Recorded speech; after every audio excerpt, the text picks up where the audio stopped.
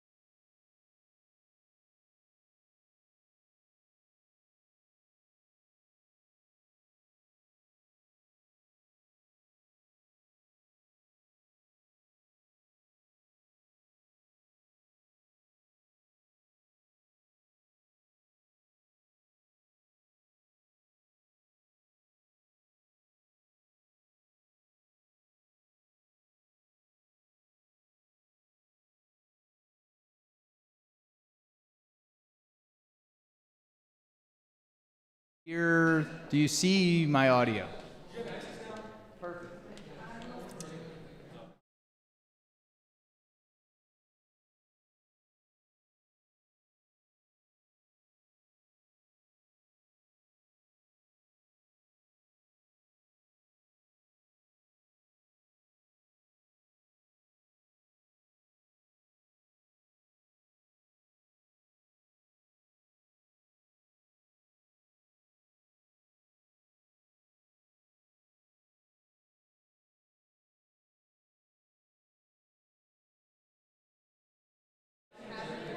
Check, check, check.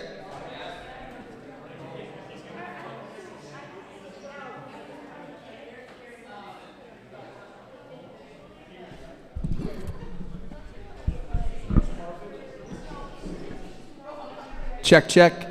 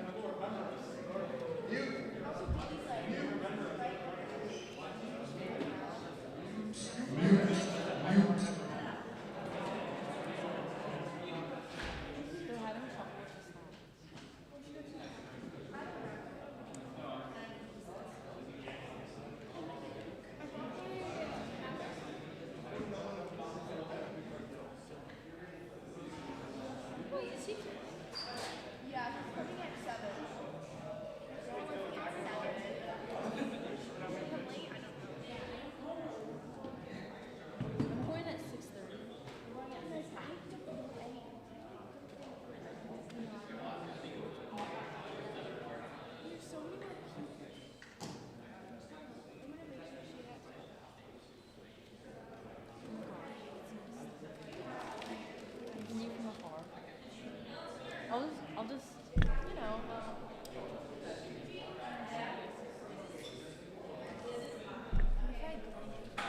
You won't. It's like the same script as like last. Yeah.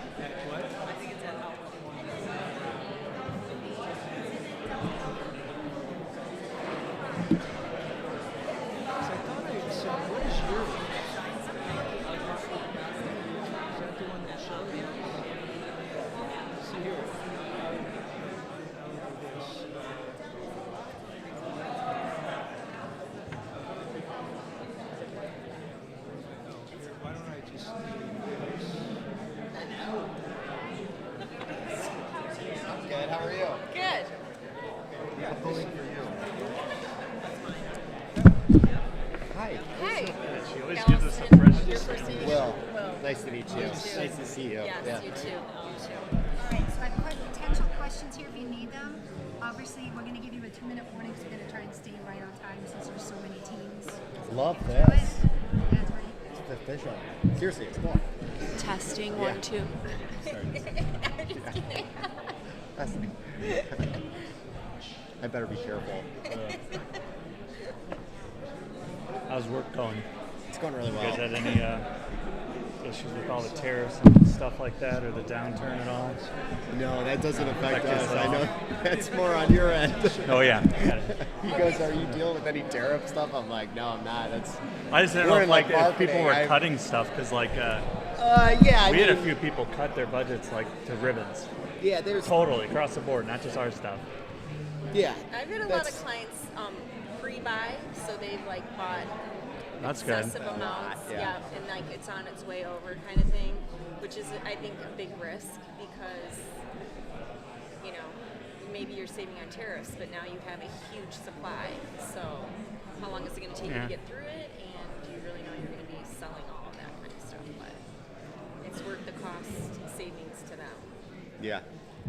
Yeah. I'm worried. Yeah, sorry. Shelly looked at Shelly looked at me and she was like, "Can you please not wear a hat?" I was like, "I'm sorry, I have to. There's hat hair going on in here. I wore this to work." This is my brand. Yeah, there You know, this how you're dressed is mostly how I dress. I was about my to dad say, I was wore like, this- absolutely not. I Like, wore this to work. He was I having don't my know. case about it. He's like, oh, Where do you work? I have a marketing agency. My brother and I have been doing that for about like 7 years. So Okay, yeah. what specifically marketing? Like what? We make a lot of video content. So primarily it's executive communications, like thought leadership, Okay. point of view shaping. We also do original. Like acts or all. It's on YouTube. It's on entrepreneur.com, and then Cheddar is like a channel. Yeah. Yeah. So we've done like the Goodyear CEO, Giordano. We won an Emmy for it. Yeah. I post it. I feel like a total dork. In the name of the Father, and the Son, and the Holy Spirit. Good and gracious God, we come before you today with grateful and loving hearts. Thank you for the blessing of this Incubator program and all it does to impact the lives of these Carmel students. We ask that you bless the panel of judges as they take time out of their days to be here for us. We also ask that you bless the groups pitching today and grant them peace of mind as you help them to know that you are with them always.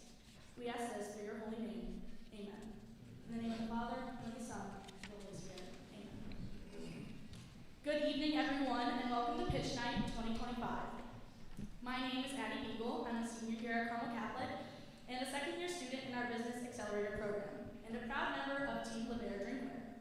I'm honored to be your MC for this evening.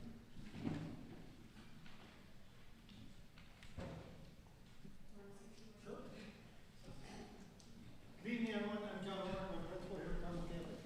Thank you all for coming to join us tonight. Thanks, panelists, mentors, and parents for being here. This is such a special night for us. Earlier today, I was in a meeting with our president, Dr. Bonham, members of our board, and one of our board committees. And what we always talk about, really, at the end of the day, are what are the skills students need when they're graduating from Carmel and are walking across the stage.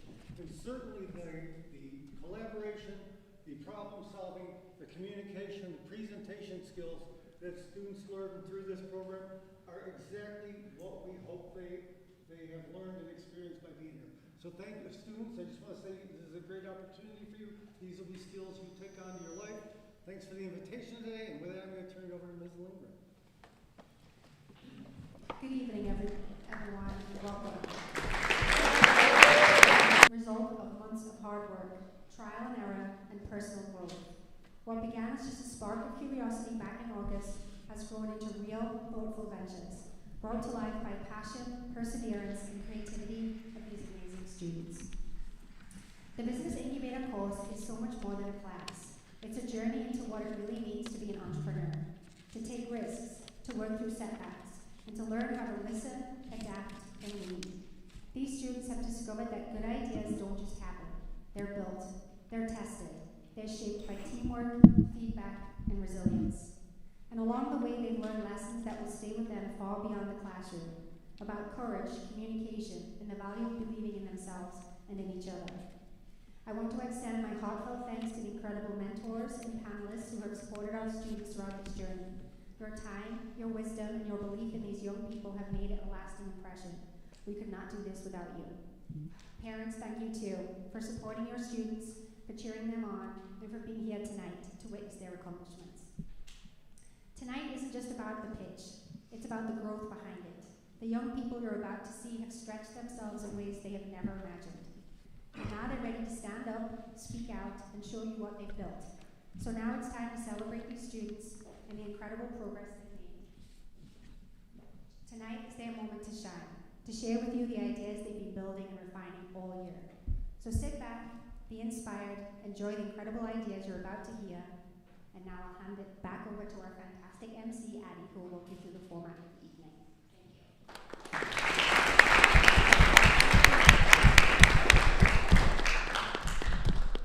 Tonight, you'll hear from 9 incredible student-led startups that have grown out of the Incubator program here at Carmel. These teams represent 2 class periods, countless hours of collaboration, and a year's worth of determination, creativity, and personal growth.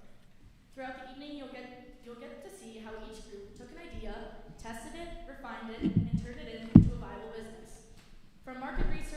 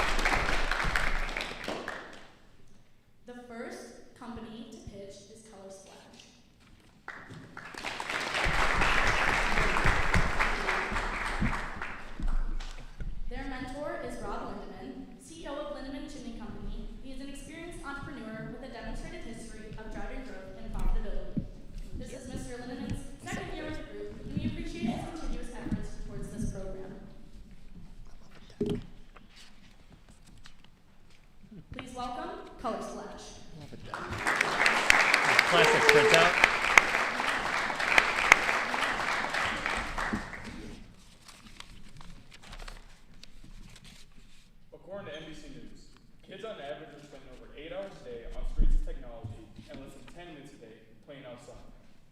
And on rainy days, these numbers only get worse, keeping kids glued inside to their screens and getting away from playing outside and building childhood memories. But the rain shouldn't stop the fun. That's where our product, the color changing raincoat, comes in. When water hits it, the coat transforms, creating a fun and interactive experience for children. Instead of your kids being inside, glued to their screens and technology all day long, they'll be outside running, jumping, and watching their coat come to life. And that's true. A Yoda. They mostly do small and simple, non-copyrighted patches for their jackets, and some of these patches do not change color at all. They just stay white. Have you guys thought about that for marketing? For what? For marketing purposes, like brand partnerships or movie part. Yeah, we want to make the code like completely customizable. You can put basically whatever you want and get a really good experience out of it. How long did it take you guys to make the prototype? The prototype took a lot of effort. I've never made a raincoat before, so. But it roughly took us, we had to figure out our exact painting process, so we did a bunch of test panels with that. That took a week. And then to make all of the individual panels, if we did it every single day, it would take 2 weeks. For one coat? For our prototype. Once we get Gotcha. the process down, so what really slowed us down is we were duct taping our panels together, like this. Mm-hmm. That duct taping process really slowed us down because we had to take the duct tape off after and before, so that's why in the future we want to cut out wood boards and staple them onto it. Would the staples make it not rainproof then? No, because the excess fabric is cut off. Oh, okay. Because we're only painting one side of the foam board. Gotcha. Or one side of the thing. Did you all? Who did you guys do any research yourselves with, like parents that have young children that would want this? We went in a bunch of different Facebook groups and sparked some interest. Just asked basic questions like, what is a kid raincoat now? So it sparked some interest locally. And we also did things such as like Google Forms, trying to get more data back to us on how much this product would really help kids go outside overall. Did you test it with a kid, like No. 10 and under? I made this size for me. I love it. Not too intentionally, but Yeah. we'd have to make smaller sizes for kids. Yeah. That might be something you guys want to consider. I know we're not supposed to be giving advice, but just to see how an actual child interacts with the code, if there's some insights that you can gather that would make your product stronger. Yeah, the first thing we're going to be doing once we make our next prototype is making it a lot smaller. That's awesome. Nice job. Thank you.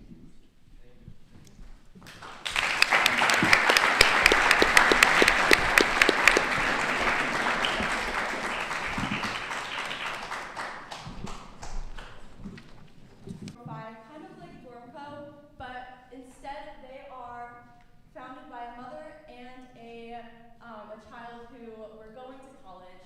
This is a super great idea for us because they also are super aesthetic, so that will attract lots of our female audience. This is also a great contender for us to promote our product on. Now that Olivia has a certified laundry bag, her laundry days have become way easier. Thank you, and we're open to questions.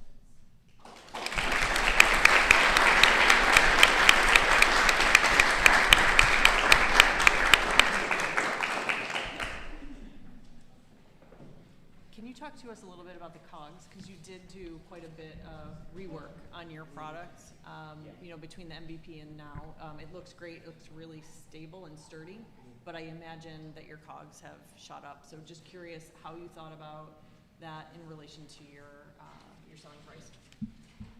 So we thought about changing our materials because, well, one, the unleashed cotton was too thin, and then of course the price has shot up on.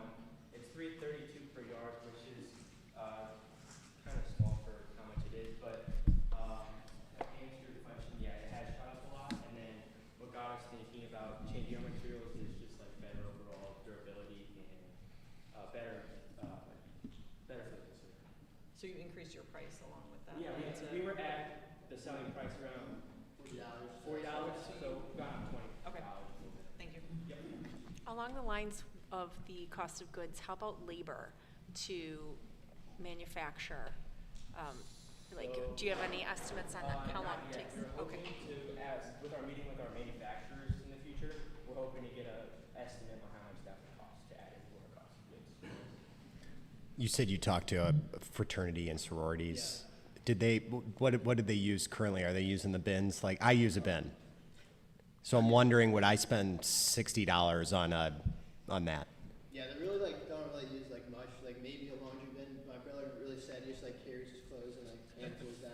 I do that too. Yeah. Our bag just help them carry it down because they can just put on their back, walk down the stairs. Would they be the buyer, or are you looking at parents to buy this? Yeah, parents are college kids, I guess, but more so just college students overall. Did you ask the kids in college, would they spend $60 on versus, I assume the bins are $10. Yeah. I mean, I don't even know. Yeah.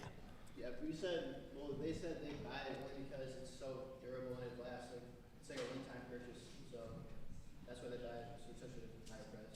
Okay. I also think a lot of parents are nervous before they send their kids to college, so knowing that there's a laundry device better than a laundry basket can be important too. Does any of your website stuff help out with your customization at all? You're talking about the patches and things? Giving an official media, just kind of still in the works. So it's a screenshot of what we have so far. So. Could be something to look into. Yeah. It could get pricey with that, yeah. Have you ever thought directly going to the colleges? This rain is distracting. Have you ever thought about going directly to the colleges and selling directly to, because it may be part of a package when you join a dorm or a fraternity or a sorority? We have thought about that, and I think it's a great way to just show ourselves. So we have thought about that doing in the future, but because of where we're at right now, we don't feel that that would be appropriate for us to show our prototype to the whole college. And To add on to that, so from Grace Arts, we were able to get good idea from her. So she said welcome week at college would be a great idea to do a pop-up or something to get our product out there and see how much interest it would bring to our product. So. It's probably worth too. It's interesting, the sites you looked at, I think somebody said they don't have a lot of laundry solutions, and you have a great idea. So have you thought about the intellectual property aspect or your design, or you should talk to people about non-disclosure agreements so you kind of protect the idea a little bit as you start to think about how to market it? We definitely thought about getting an LLC, but we haven't gotten it yet. So maybe in the future we're gonna start thinking about that. One last question. I know we're getting to time. We're also evaluating you on teamwork. You guys have done an amazing job talking to a lot of different people, manufacturers. You've talked to Lou Malnati's, you've talked to Cece's Pizza, you've talked to Dormco, you've done a lot of work. Who's doing all of this? Are you all doing this together? Are you all pulling your weight? What are you doing? What are you doing? How is it working with the four of you to stay connected, driving it together, doing different things? I think we've all kind of split up what we're doing, and I think we all have different connections, so it's been good to see how we each help each other to get it. Okay, so you connect and then you bring it back to the classroom, you guys align, and then you go talk to a manufacturer, you bring that back and align. So we'll go out, talk, and then bring it back to the group and then discuss what we found out as a group and then go from there. Okay. Of what we found. So. Have you found it a cohesive working relationship? Yeah, definitely throughout this year, I think we've all figured out how we work best with each other, and I think it's improved a lot. Thank you.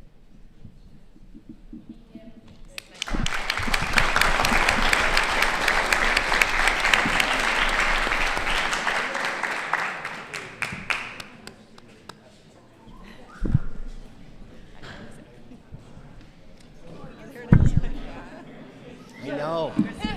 Your product's come a long way. Yeah. There you go. This was today. Thank you. Thank you. It's super fun right now. Yeah. I get pictures of the memories of when my kids were little, and I get sad. Yeah. I'm I show up I can't look at these and depresses me. It's that is why is that depressing? Because when you understand, when they get older and It's done. you pictures, you're oh, I want that kid back. Yeah. to My be husband's honest with always you, like, where are the kids that used to love us? You know, they get older. and yeah, just, they like, want to do their own crap. thing. Yeah. Then they get hair like this. I used to have the Justin Bieber hair. Yeah, I just have one daughter. Yeah, for now. Awesome. Yeah. It's super fun. Yeah. I mean, to that point, I know she's only 8 months, so not a good sample size, but like she won't sleep on me anymore. Before it was, I'd be able to like watch a Thank show. you, Sortify. And that was super cute. when she In the was just, next like, group, laying there. we have Stork. Courtney Martinez is their mentor, and she is the Chief People Officer at Blue Malnati's Pizzeria. This is her first year with the program and has a son who is also a part of the program. Please welcome Stork.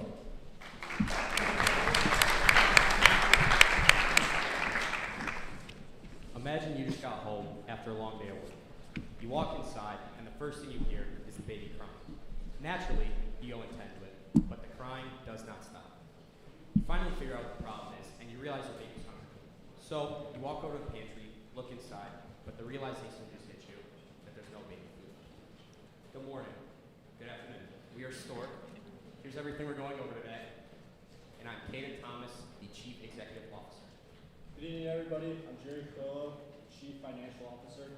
Good evening, everybody. I'm Grady Del Carmen. I'm our Chief Marketing Officer. Good evening. I'm Elijah Sklark, and I'm the Chief Productions Officer. So, what is Stork? Stork is a baby product delivery and subscription service that delivers a curated package of your choice to your door on a basis of your choice. At Stork, we prioritize both convenience and reliability because we understand that being a parent is hard and can both cause stress and anxiety, which are two major problems throughout the world. We want our service to be able to help parents cope with as much stress and anxiety as possible while still being able to open up even just the littlest bit of time throughout their busy days. Our main target market is young parents due to their involvement in technology, social media, and in pop culture. Because of their involvement in social media, they are a more obtainable market and easier to reach out to. And because of their involvement in pop culture, they are more likely to follow common trends through not only the internet, but throughout the entire world. This is Haley Adams. She is a 31-year-old new mom who works as a learning resource teacher at Carmel Catholic High School, whose husband also works a full-time job. They have a 6-month-old at home, whose average day consists of lots of stress and time management issues. So for our market size, this is our TAM, it's our total addressable market. This is the total percent of people that could potentially use our service. Through research and census, we found that 10% of all American households have children ages 3 or under. This comes out to around 8 million total households throughout the U.S. that could potentially use our service.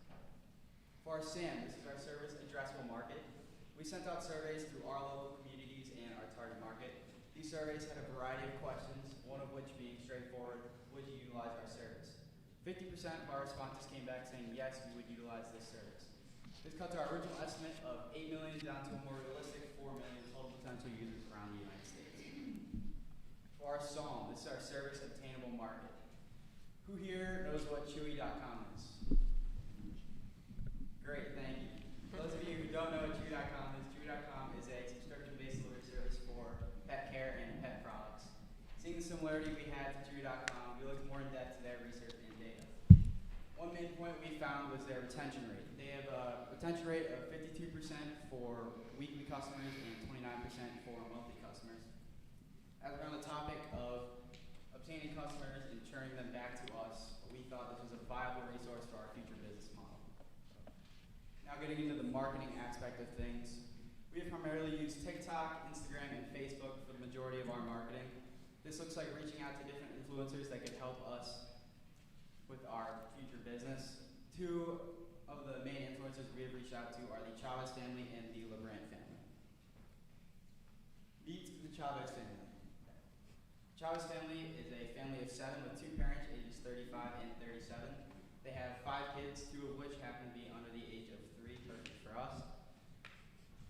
We reached out to the Chavez family with a variety of questions. 2 main ones: would you utilize our service, and how would our service help you throughout your daily lives?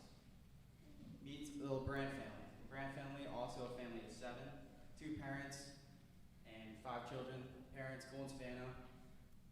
They have 5 children. We reached out to them with a different take on it. Reach out to them looking for more feedback. We asked them questions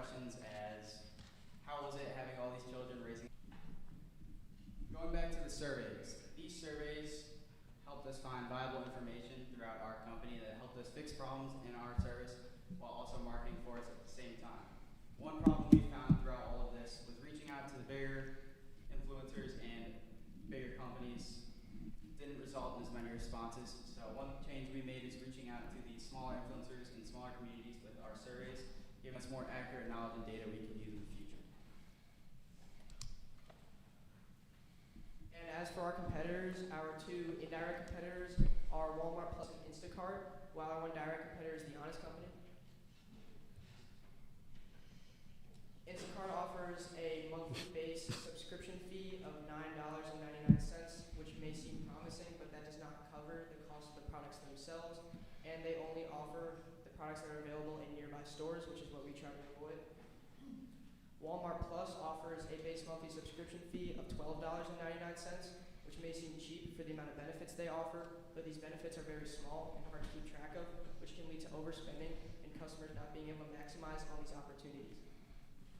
The Honest Company offers a very steep $93.99 base monthly subscription fee, which is expensive considering that they only offer diapers, and they claim that their diapers are made from all natural materials, but from 2015 to 2017, they received many lawsuits saying otherwise, which leads me to my next point. What makes us different? We plan on including one free baby book in every other box delivered.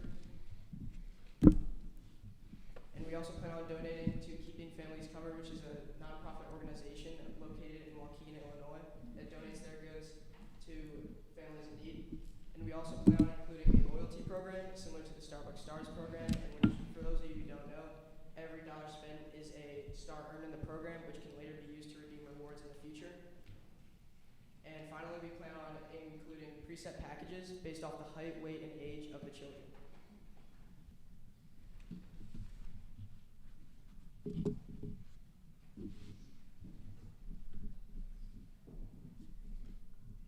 So with all of our branding, we want it to revolve around these three things. If it's catchy, appealing, and related to our line of business. So, deliver babies. So in a sense, it would be our service delivering your products. With our logo, we want it to be both visually appealing to not only the parents, but the children, while still looking very professional and sleek.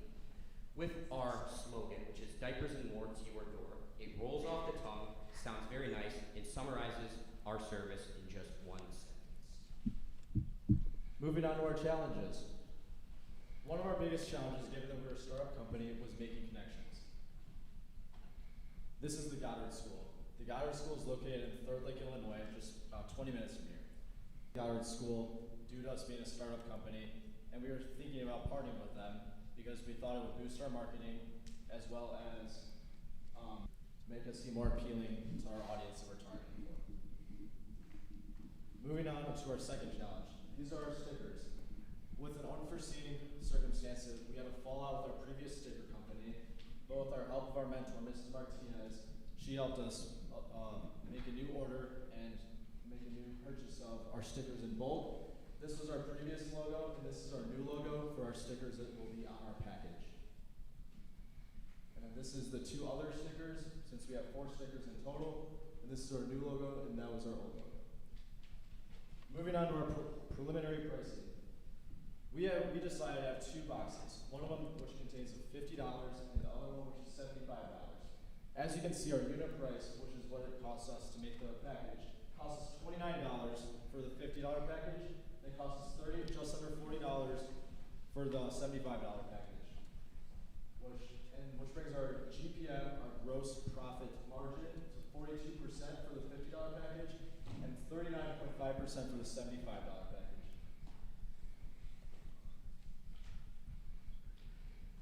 This is our graph. Given that we're a startup company, this is a pretty positive graph. It consists of 8% to 10% of monthly annual revenue. We hope in the next 3 years to end up in the ballpark of $40,000.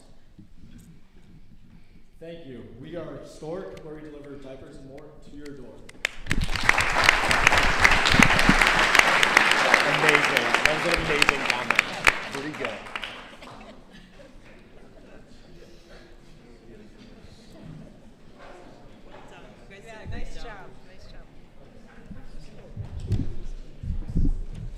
we don't talk to them. No, every third one we don't.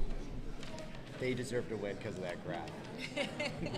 That was the best line I've heard ever. It's pretty good. Pretty damn good, don't you think? Any investor would The graph want that. sold it. Yeah. Like, what else are we supposed to care about? Yeah. Thank you.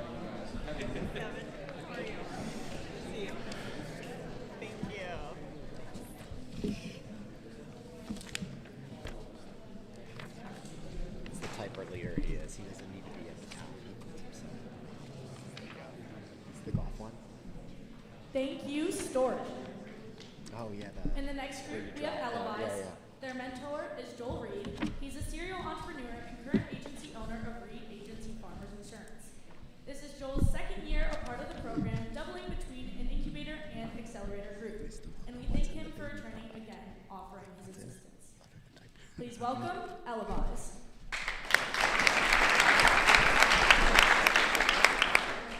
Thank you all for being here, and let's get started. First off, let's meet the team. My name is Kevin Murphy. I'm Preston Down. I'm Everett Cunningham. And I am Anthony Renino. And we are Team Eloise. And this is our mentor, Joel Reed. He has been a fantastic help throughout this entire process, and he has given us many great connections to help us along this journey, including a branding company, as well as some golf clubs that will help us throughout getting the testing and eventually getting our sales up. This is Jake. Jake is an enthusiastic, slightly sidetracked golfer in his mid-30s. Jake loves spending his time on his weekends with his friends, golfing every 1 to 2 weeks. Jake, but there's one problem that Jake has. By the 8th and 15th hole, Jake is constantly losing his wedge. This is because as he approaches his green to finish out his round, he takes multiple clubs in his hand. He then chips and then lays these clubs flat and then goes and putts to finish out his round. When he walks back to his cart, he's either distracted by his friends, too focused on the game, or just doesn't see his clubs that he left previously behind because they're out of sight and out of mind. This causes so much frustration for Jake, and his friends begin to tease him and say, Jake, you gotta start bringing breadcrumbs to have a trail to lead back to your wedge. But it's not just Jake who experiences this frustration. It's golfers all around the world. Golf is a very time-consuming sport, with the average round of 9 holes with a cart being around 2.5 to 3 hours, and the average round of golf with 18 holes with a cart being around 4 to 4.5 hours. There's a lot of time associated with golf. So going back to go and pick up your wedge is just a huge time waster. It also disrupts the flow of the game, which that can just be very troublesome for golf. And then also there's the increased risk of losing your club in general. The average wedge is around $100 to upwards of $300, so that's a huge financial burden to lose your club. Now we have a little activity. In this picture, there's a wedge. Can you see it? Maybe you can. Some people have a keen eye. At the end of a long day, maybe you want to relax at the end of a week playing golf. The sun in your eyes, it might be hard to find your wedge always. This wedge was just a few feet in front of the camera. So, to solve this problem, we created a solution to elevate your wedge and increase its visibility. We have done this by attaching a small clip directly to the shaft of the wedge, along with 2 small legs to keep it propped up, all while keeping it pocket friendly. We've also decided to attach a magnet to the back, so you can attach it to your golf cart for easy accessibility. And then for our unique value proposition, or what is different from our competitors, by attaching this clip onto your wedge and propping it up with the 2 legs, it ultimately increases your visibility, leading you to never forget your wedge again. Along with the stand comes a magnet attached to the back for easy accessibility. This is the branding company that I mentioned previously. Scarlet Cardinal Studios has been a fantastic help, even though they made a tiny change in our name for our company. Originally, up top you can see our logo, Elvis, sorry. And when I used to say the logo to other people, talking about our company and talking about Business Incubator, when they asked what was going on in the class, I would say, our company is Elvis. And they would say, Elvis? And then I'd have to say it again, and sometimes I have to correct them and other people. But with the change to Eloise, the branding company has helped us make a name that sounds different and that isn't vowel and consonant. So for our one and only direct competitor, we have a stand that looks similar to ours, but lacks being pocket friendly, because as you can see, it looks very bulky. Another problem this faces is it being customers have stated in their reviews that it's difficult to attach directly to the shaft of the wedge, and unlike ours, it lacks a magnet attached to the back with a bulky clip that won't fit in your pocket. And next, with our two only indirect competitors, on the picture on the left, we have a stand almost the size of your wedge, and I'm sure no golfer wants to lug this around for 9 to 18 holes. And for our second and only indirect competitor, we have our grips. We have grips that increase your visibility, but still allow your grip to get wet. Okay, so we have 5 versions of the prototype. I'm going to go through each one for a tiny bit, and this is the first version. It is the smallest version, and it got the basics down for what we wanted. What we wanted was just a way to make our club stand up using the basis of a triangle. Because a triangle, when you have 3 points, and when pressure is on one point, the pressure gets split among the other 2 points, making it so it doesn't fall over easily or doesn't bend easily. We did get a break in the top of the clip because we were testing the clip on the shaft of the wedge, and it was big on some parts but small on other parts, which caused it to break due to the brittle plastic from the 3D printing. This is our version 2. It is basically a scaled up version of what we wanted, and this got pretty close in size, still a bit too big, and the clip was also quite big. As you can see up top, we have tape on the clip to make it so that the wedge would fit nicely into the clip, but we eventually got the idea to use the circumference of the wedge to figure out the radius to get the full size for a clip. This is along with the most accurate clip. It's our version 3, and it is quite small, and the clip was nearly perfect, slightly too loose, and we got a good design on it, so that was pretty perfect. All we needed was size. This one was pretty good in size, but the 3D printing for this one did have some problems because the original one was apparently 20 feet long, which was not what we wanted, and then this one was what we got for the second time printing it, and there was some scuffs along the edge where we would place the magnet into, as well as the logo, which we added into the 4th version to make sure that people know our name. The clip was slightly larger because we scaled up the product, resulting in some discrepancies when 3D printing it. And this is our most recent version. It hasn't been printed yet because it was finished like 5 days ago. And the clip should be, in theory, perfect because we did the same radius again to figure out the right size. We also scaled down the body of the clip to make it so that it should stand up at the angle we want and not have it fall over. Now we're going to talk about how we can make this 3D model reality and get it into mass production. So I reached out to several manufacturers, but the 2 that were easiest to work with and provided us with the best quotes were Chinese Plastic Manufacturing Group and Zhongde Plastic Manufacturing.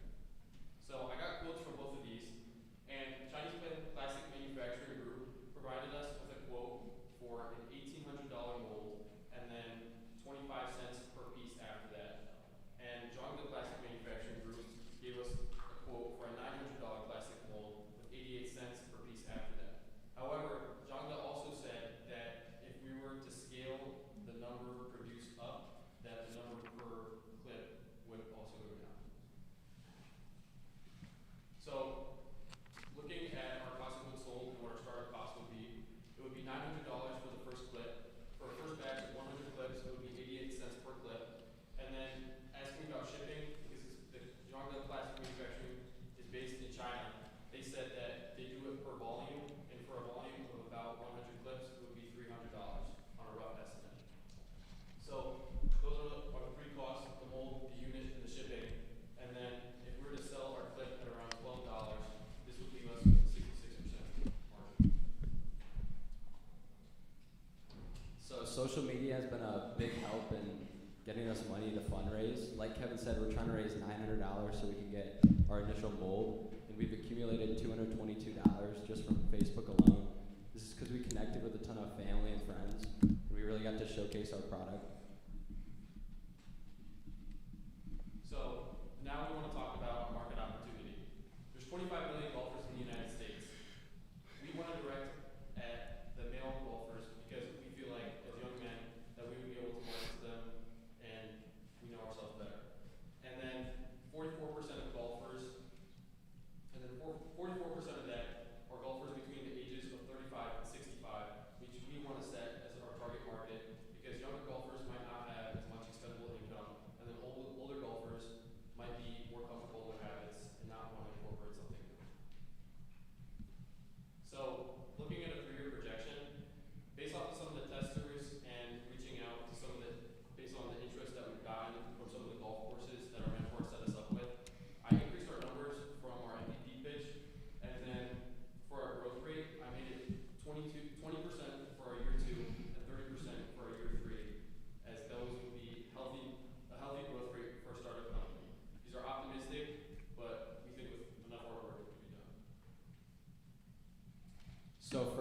customer segment, we're going to be targeting amateur golfers, just like Jake, who talked about in the beginning. Amateur golfers usually golf with a cart, so our product will be viable and useful for them, and they get most easily distracted. And then, although we're targeting amateur golfers, we also acknowledge that there's a bunch of different pathways we could go, such as senior golfers, because our product allows them not to bend over with back issues. And then we could also target professional golfers, or busy professional golfers. These are golfers who really just golf for the business aspect and networking, and so they really don't want to. Focus on leaving their wedge behind. And then also golf league players, they're really focused on improving their score. And then gadget-loving golfers, they just really want accessories for golf, so they would love the product. This is our BMC. In the package that you currently have, it is in there, so we can just save this for any questions at the end, but I will touch upon a few things. Channels, which is number 5, future websites and golf courses. This is ways of people getting to our product. We plan on launching a website. We have a way of doing it. We just haven't gotten around to it because we've been focusing on testing it and refining our product. Golf courses, obviously we've mentioned partnering with golf courses, and that will be talked about once again later. And then revenue streams, this is ways of making money for our company so that we can continue to fund it. And we have 2 ways. 1, fundraising, which has been mentioned for making the mold. And 2, money earned from selling our product. Since we have a high profit margin, we can reinvest a lot of the money, making it so we can sell more of our product and get our company out there. Cost structures, basically we have, the way for making our product for money is $15 for one stand. That includes the magnet because the manufacturing, we didn't include the magnet because we haven't looked at magnets yet. We've been trying to just get dimensions for our prototype. And for other cost structures as labor and such, we didn't include those as much because they are quite tiny numbers due to our cooperation with Zhongda as our manufacturing company. And for key metrics, we have ways of measuring it, which is social media followers, specifically Facebook, because we do have a Facebook, which you definitely should go follow once you see that our product is out there. And then we have purchases, which is ways of people just getting their product and giving us money and measuring how well we're doing. And then we have email signups, just ways of getting our company out there. And then these are future project changes. We have one product change that we are looking into, which is just a mechanism for foldable legs, which our mentor has suggested. And this is basically just currently what is going on. It is with the version 4 product, so we will have to update this to the version 5. So we've been blessed with 2 major opportunities from our mentor, Joel. He's friends with this guy named Kevin who owns the Santee Cooper golf courses. And we were talking to them and they said they would consider putting our product into their golf courses for testing. But we obviously just have to get a sustainable amount of prototypes once we get our $900 mold. And then same thing with Robert Trent Jones Golf Trail. Joel's really close friends with the owner, and he owns 26 of these courses throughout Alabama, and they said the same exact thing. So now, as we're looking for capital, we want to make it possible so that we can get our product in the hands of people like Jake. So next time you forget your wedge, think of Elevise, the golf accessory company that helps elevate your club and increase its vision. Thank you.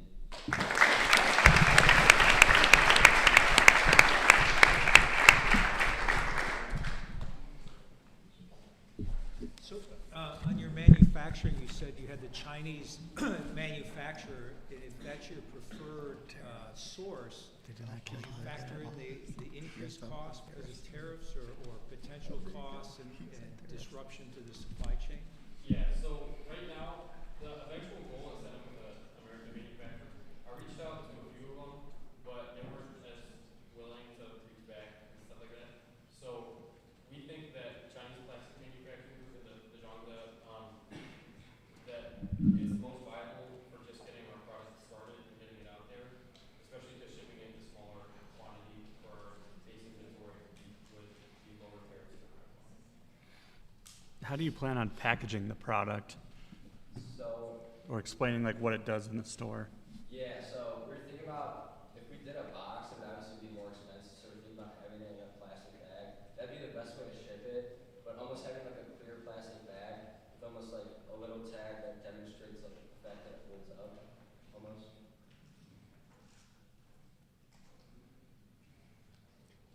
Is this the size? right in the ground. You put the club. Like, can you tell me a little? It's kind of confusing.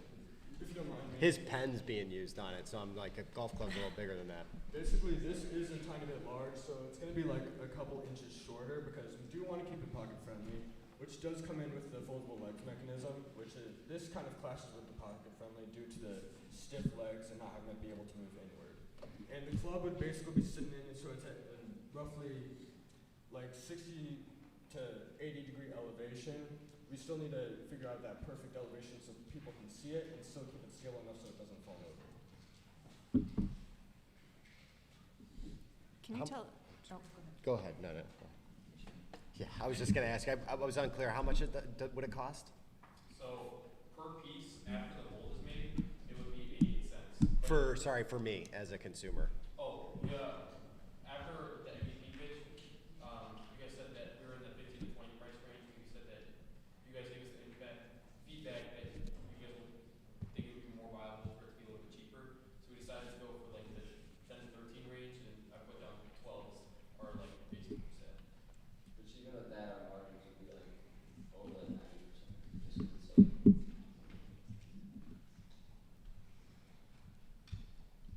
Other than price, was there anything on your product that you elevated or made better after the MVP based on feedback, or was there any piece of feedback from MVP that was meaningful?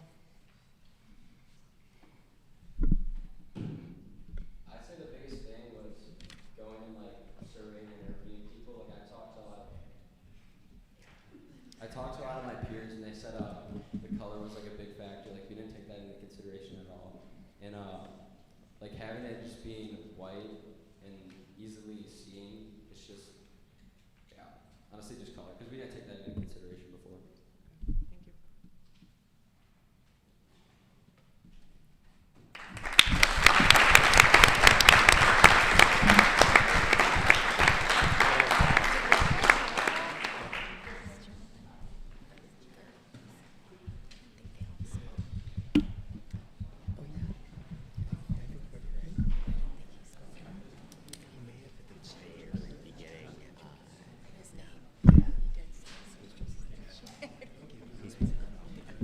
Thank you. He delivered it clearly. I don't golf. A couple bucks. Also, the numbers. I would like to shout at them when they start these businesses. Like, guys, just make it like millions of dollars. Like, who cares? Just go for it. They're like, it's gonna be In our next $5,000 in group, year one. we have Zach of all trades. Their mentor is Jim O'Connell, and this is his first year being a mentor part of the program. Please welcome Zach.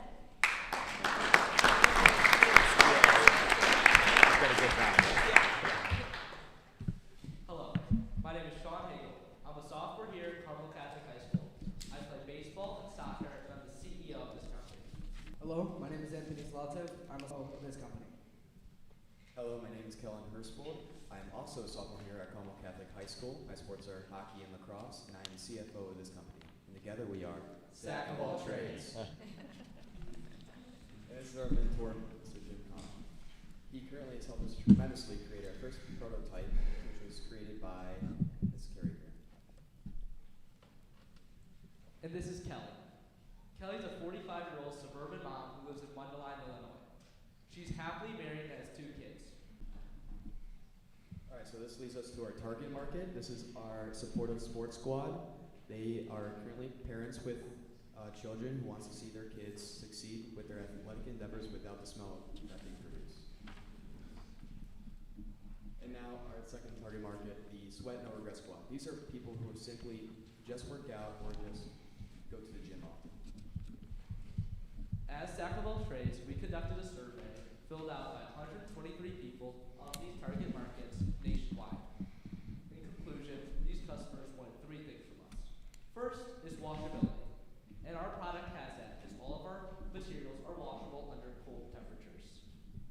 Second is that it is able to, it's not just your sports equipment, whether that be your phone, your keys, or your wallet. This is our value proposition. This is what separates us from other competitors such as Nike or Adidas who have other sports bags. And you might be asking, well, what's different about our product? Well, it's what we're made of. We're made of three main materials. The first, or the interior, is bamboo fabric.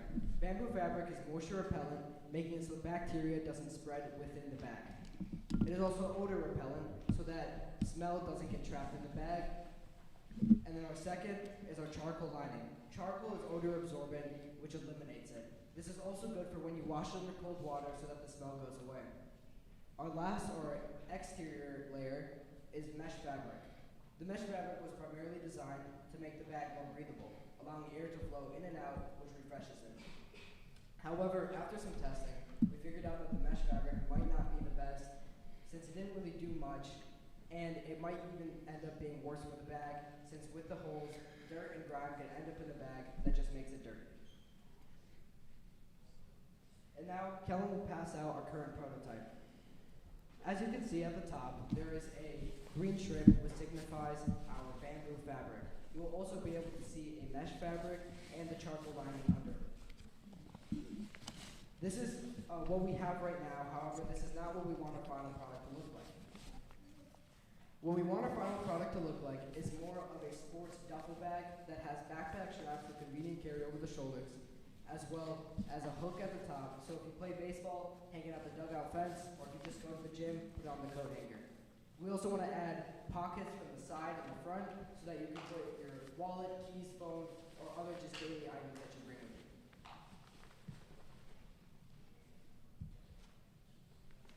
And we also tested this product a couple different times. So this picture was taken after one of my soccer games. That is my cleats in there, and I also put my socks. So on the ride home, I passed the mom smell test. It was very hard to do, as no odor escaped the bag whatsoever. This trend continued as we arrived home and left the shoes and the socks in the bag for a couple hours after the game.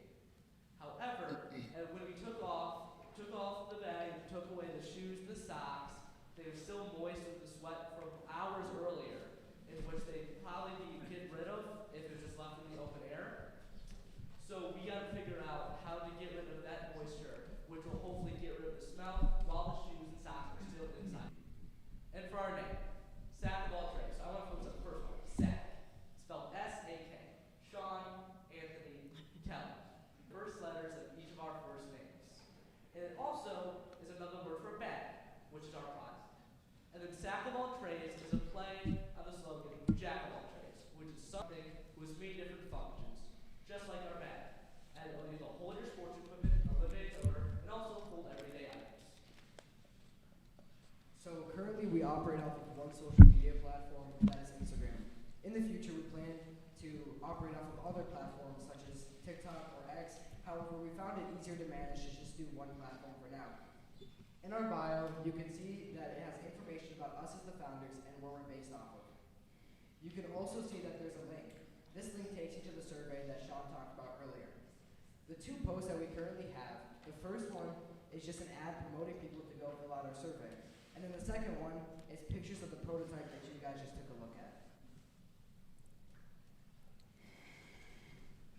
All right, now for our revenue model. So currently we are still sort of working on this because we have figured out that our bag and the making of our prototype is going to be completely different. But we are figuring out that our prototype costs about $16 to make, but you have to buy everything by the yard, which was about $48 in total. So for within those, you make about 3 bags for each sold by the yard. And then for buying the actual product, we figured that we're going to be selling it, unlike our last pitch, for $79.99, which is a little bit on the expensive end of the scale of a bag, but ours is hoping to be a little bit different because of our ideas. So what we're going to do are sell for $79.99, and with the prices they're going to be handmade for the first few months, in which we understand that, and by using the prices that are a bit lower, making the handmade are going to be about, over the course of 5 months, will be about under $60,000. And now for our conclusion. Now, Kelly can finally take her family out for ice cream without this ravaging smell like she has for years. Sack of all trades hopes to make a difference in what we created. We know that we can. Thank you.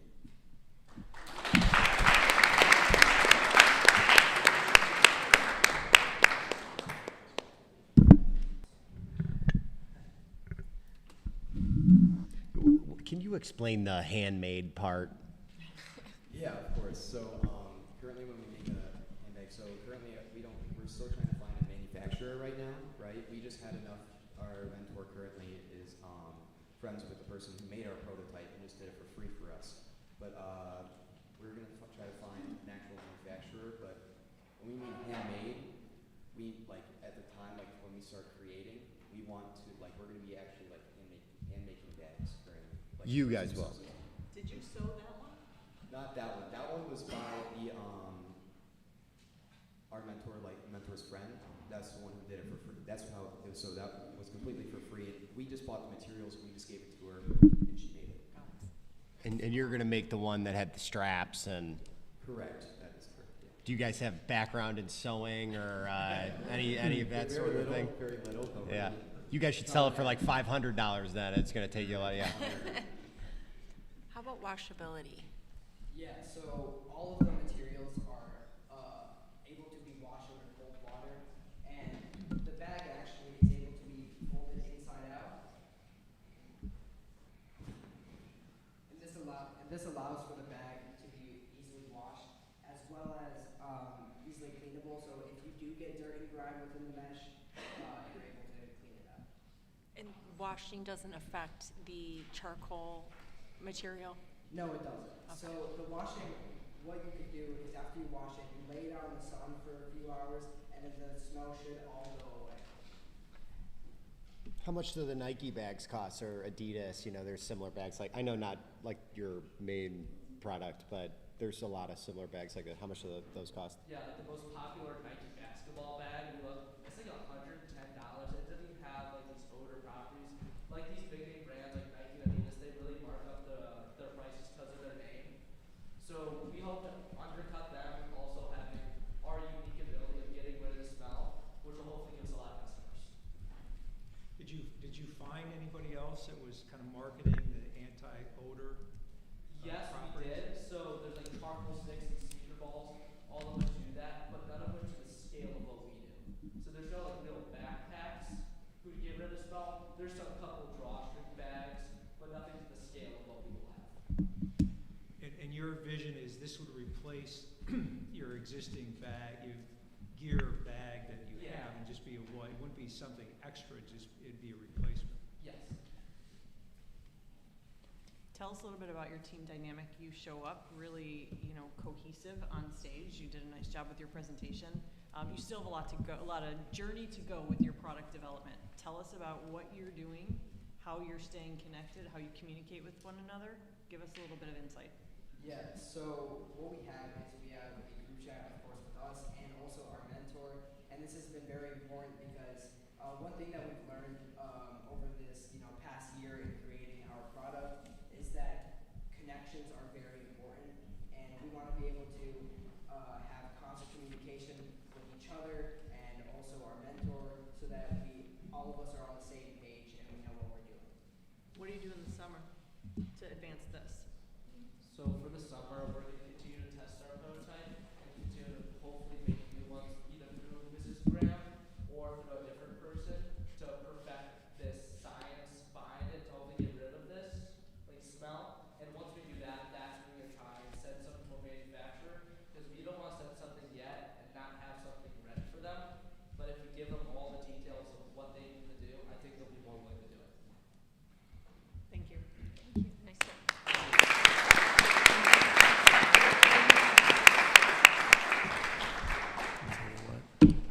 Seeing that number. For sure. You see it, I'm like, what the fuck is this? It's for sure. It's so weird. 2 years off of 20. Yeah. That's wild. That's 20 now. That's wild. It's not fun. That is a wild thought. It's weird. We'll see us soon. What's my daughter's gonna be? She's born in 2024 September. So Plus 18. 42. Yeah. That's 40-ish. Yeah, depending. 20, yeah, 42. Right? Yeah. Thank you, Seth. And the next group, we have OAB. Their mentor is Paul Pino. He's the Chief Financial Officer at the Archdiocese of Chicago.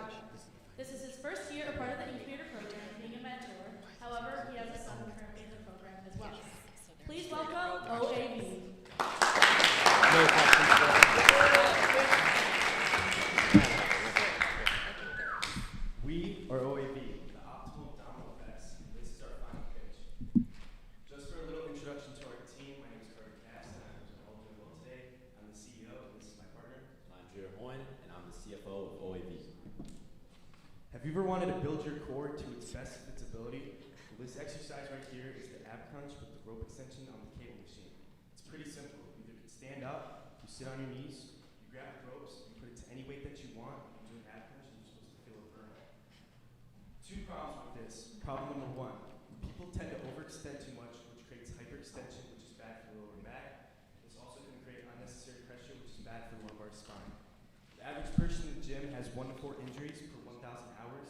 36% of those injuries are because of back pain, just due to the fact of poor form.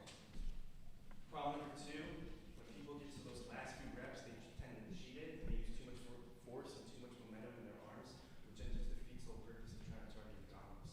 Now, ladies and gentlemen, this is where we come in with our game-changing product. As for the solution to the various problems that Carter briefly mentioned, the first one being hyperextension in the lower back, this all strives from poor form while doing the ab crunch workout. Most people are going to be using the rope extension attachment connected to the cable machine. There's a problem with this. Your arms are up here, you're going to be squeezing your lats, and you're going to be doing the bending over motion to complete your abdominal crunch. If you do this exercise, you're going to feel a lot of tension in your lower to mid back, and the way that OAV solves this is all about arm placement.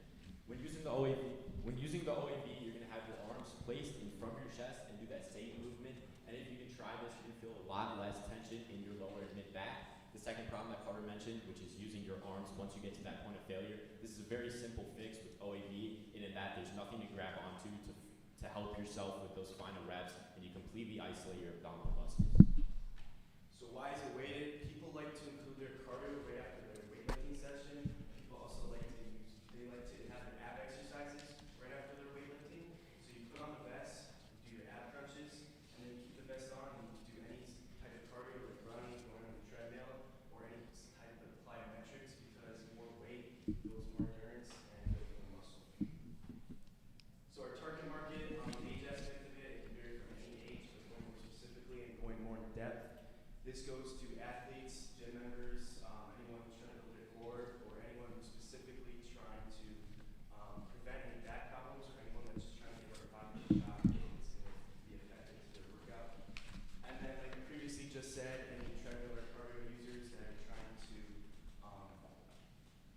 gain some weight with their abs with more weight to make their workout more effective.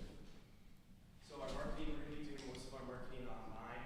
Something that stood out to us was the Abbott Health and Fitness Expo. Basically, this is an event in Chicago. The next one is in October. You basically give a pitch about your business, so this would be good to share where business and companies about for people to eventually, in the future, purchase our product. So our value proposition, a multi-use fitness tool for CrossFit athletes and runners that minimize injury and maximize hypertrophy. Jared, can you explain what this is? I will get into explaining that, but first I have to say that this value proposition is a good fit for our product. It starts with a multi-use fitness tool for CrossFit athletes and runners, which are who the product is for. The runners and CrossFit athletes are both going to use the weighted vest function that minimizes injury and maximizes hypertrophy. Hypertrophy is generally regarded as the growth of muscle. Anybody who goes to the gym is going to see those two, and they're going to be much more interested in our product because that's really what the gym is for, is growing muscle, getting that hypertrophy, and then also minimizing injuries so you can stay in the gym for longer periods of time. So our testing, how we know this is valid. We contacted many gyms. One that stood out to us most was Crunch Fitness. It's known for its non-judgmental and good environment. We wanted 3 things out of this. We wanted to know if it fit, if it was comfortable, and it actually worked. So we went in, we asked gym trainers and gym members to put it on and see if it worked. All 3 things checked out. It was good. And also what we learned is we don't have any direct competitors because no one really knew what it was, so we told them what we were about. So this is good in the future to know if we don't have any direct competitors that we're competing with. So manufacturing, we're currently working with Gemba. We got on a business call with them. They said it would cost $15,000 to $30,000 for a startup price, and it would take a longer time to make. In the future, we're probably going to contact some more manufacturing for a better deal. Moving on to the total addressable market and the serviceable addressable market, we have for the total 38 million, which is the amount of gym goers in America at this moment, times $80, which is hopefully going to be our retail price for the product. That gives us a figure of $3.04 billion. And for the serviceable addressable market, it is 1.92 million times $80, which is a more realistic $153.6 million. Now for the indirect competitors, as Carter mentioned earlier, we have no direct competitors at all. There's still a few things that we should look out for, like Run Max, which sell the number one most sold weighted vest in America, and Echo Vision, which sell a lifting strap. It's not anything that targets the abdominal muscles. It's not a vest, but it uses a similar function to ours, which has a D-ring that you hook up to a big machine. Again, this is nothing we're worried about. These are definitely different products to ours. Okay, so what we learned from the MVP process, more specifically on the vest, we learned if the D-ring has to be specifically on the vest in the perfect spot. If it's too low, you don't have as much leverage. And we decided if it's higher, you get your ab crunches more, it will be more functional. And during that, I also decided that 15 to 20 pounds is more on the higher weight, and people can't really manage that much weight. So we'll be selling our product under 15 pounds. For the 3-year financial forecast, starting in 2025, ending in 2027, for 2025, we're going to assume about 300 units sold, which gives us at $80 a piece a $24,000 revenue. Cost of goods sold being $10,500, marketing costs being $4,500, which gives us a net profit of $6,000. Now that you already know all the numbers, going to 2026, we're going to have a net profit of $28,000, and 2027 being $69,000. For the required capital funds, like Carter mentioned earlier, we're working with Gemba, and they give us an estimate of about $15,000 to $30,000. This is actually the exact text message that Carter sent to our mentor, which is a very reasonable amount of money because they help with everything from prototyping all the way to selling the product. So our business structure in the future, Jared and I are going to be sharing a partnership. This is good because we can share our innovative and good thoughts in the future, which will just grow our business. And then lastly, we have potential exit strategy. For the potential exit strategy, this definitely is not something that is on the top of our minds right now. It's still a good thing to think about in business. There's really two options. Either we can sell to a competing gym manufacturer who sells products like ours because they're going to be more interested in our product. They're going to try to eliminate the competition, and they'll probably be up for investing more money to eliminate that competition. Or we could even sell the licensing to our products so that we can still keep OAV and make money with our company. So next time you go to the gym, think of OAV, the optimal abdominal vest. Thank you so much for listening.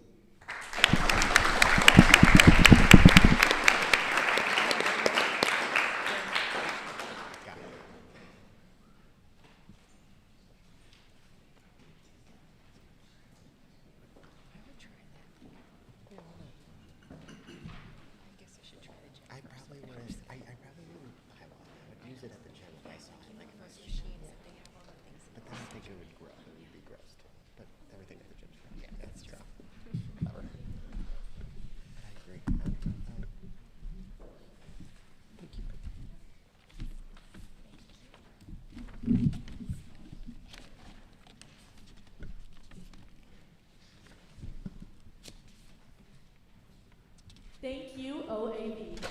The next group we have for you is Brink. Their mentor is Brandon Zeman, Chief Development Officer of Premier Dentist. He is a Carmel alum and is also the leader of the ABC Club here at Carmel, and this is his first year with the program. Please welcome Brink.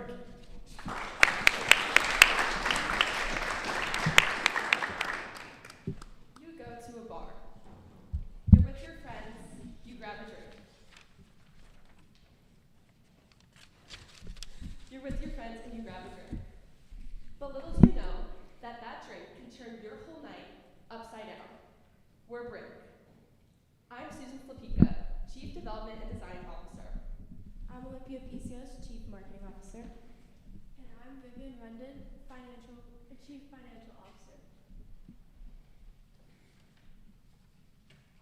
Some nights are meant to be unforgettable, but not every unforgettable night ends with laughter or joy.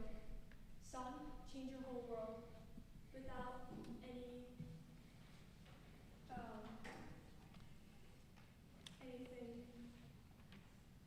December 7th, 2017, Rosemont, Illinois, Jingle Ball. That was supposed to be the best night of my life. Taylor Swift on stage, lights flashing, music pulsing, crowd was alive. I was 10 years old at the time. I was with my mom, holding onto her hand, excited, happy. That was our day. Me and my mom, we loved concerts and music and making memories, just me and my mom. But something changed. Her hand went slack, her body went slump. I looked at her and I said, Mom. She looked back at me, but her face was different, distant. She tried to speak, but her words were slurred. She tried to walk, but she was stumbling. I didn't understand at the time. I was only 10 years old, and I knew she had only one drink, but I knew she wasn't intoxicated, so I knew something was very off. I tried to scream for help, trying to carry my mom at 10 years old, going up the stairs with her. No one saw me cry. No one even asked for help. I knew at that moment I was very scared, and I knew something was very, very wrong. Somehow, I got me and my mom down to the base floor. She was incoherent at the time and whispering things to me that I still don't understand to this day. Security guard went up to us, asked if we needed help, but at the time I was 10 years old. The only thing I could think about was just to call my cousin. That night didn't end with an encore. It ended with confusion, terror, and a night I'll never forget. I lost trust in people and haven't been to concerts ever since then with my mom. And if you ever think about spiking a drink, don't think that it just affects that person for that night. It creates trauma. You may think this only happens to women, but it can happen to men too. Behind me I have John. He's 25 years old, a very successful lawyer, and he had a very rough week. So, like anyone, he decided to gather up his friends and go out to the bar. He was having a carefree night. Everything was going good. He was getting drinks, even met this girl named Julie. They were having great conversation. They were dancing, they were laughing, and it started to get later into the night. And Julie suggests that they go back to her apartment because it's only about 2 blocks away and they could walk. Of course, John says yes, and Julie suggests to share one last drink together. Now, after this drink, John starts to feel hazy and dizzy, but he thinks he must have been overserved and everything would be fine. They leave the bar, they're about a block away, and out of nowhere, a car comes and grabs John from the side of the road. John is confused. He's trying to yell out, but he's slurring his words. He can't fight back. He's incoherent. The car then pulls up to an ATM. Putting John at gunpoint, they tell him if he does not give them his credit card and the PIN to his account, that they were going to kill him. John is in a now life or death situation. He gives them everything they ask for, and then he is thrown to the side of the road. John is still in a confused mindset. He is scared that they might come back and kill him. He doesn't know what's going to happen next. He finally gets the courage to get up, go to the nearest gas station, call his parents. They come pick him up, they go to the hospital, and he tests positive for Rohypnol. That night, my uncle could have died.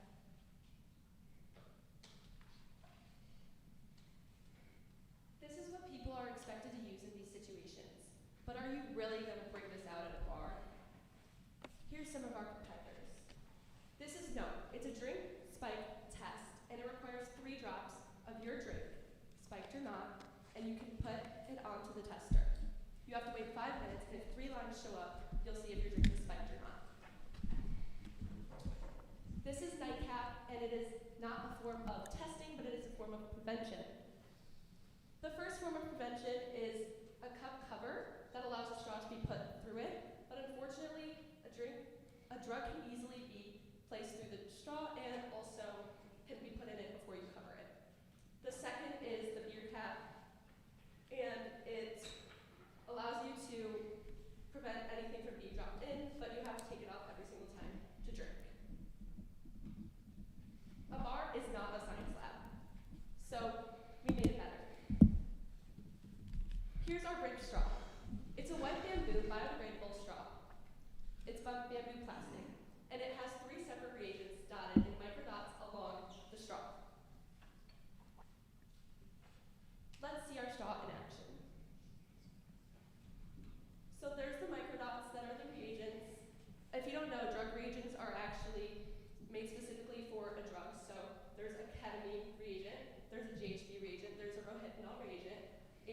that is what we will use, the three of them, to dot along the straw. And if it detects one of your drink, it will immediately change. How does this work? You can see the empty cup, not the empty cup, the straw that has not been spiked. Someone dropped a drug into your drink. Immediately, within 0 seconds, it's going to shift. And in this case, it was ketamine, so it shifted purple. Unfortunately, the reagents are acidic, so they can't touch the drink, but we have a semi-permeable membrane that is made of cellulose acetate that allows the drink to touch the reagents, but the reagents do not touch the drink. It is food safe and also biodegradable, keeping our straw biodegradable entirely. We also filed for a provisional patent, and today we officially got the patent, so it is patent pending.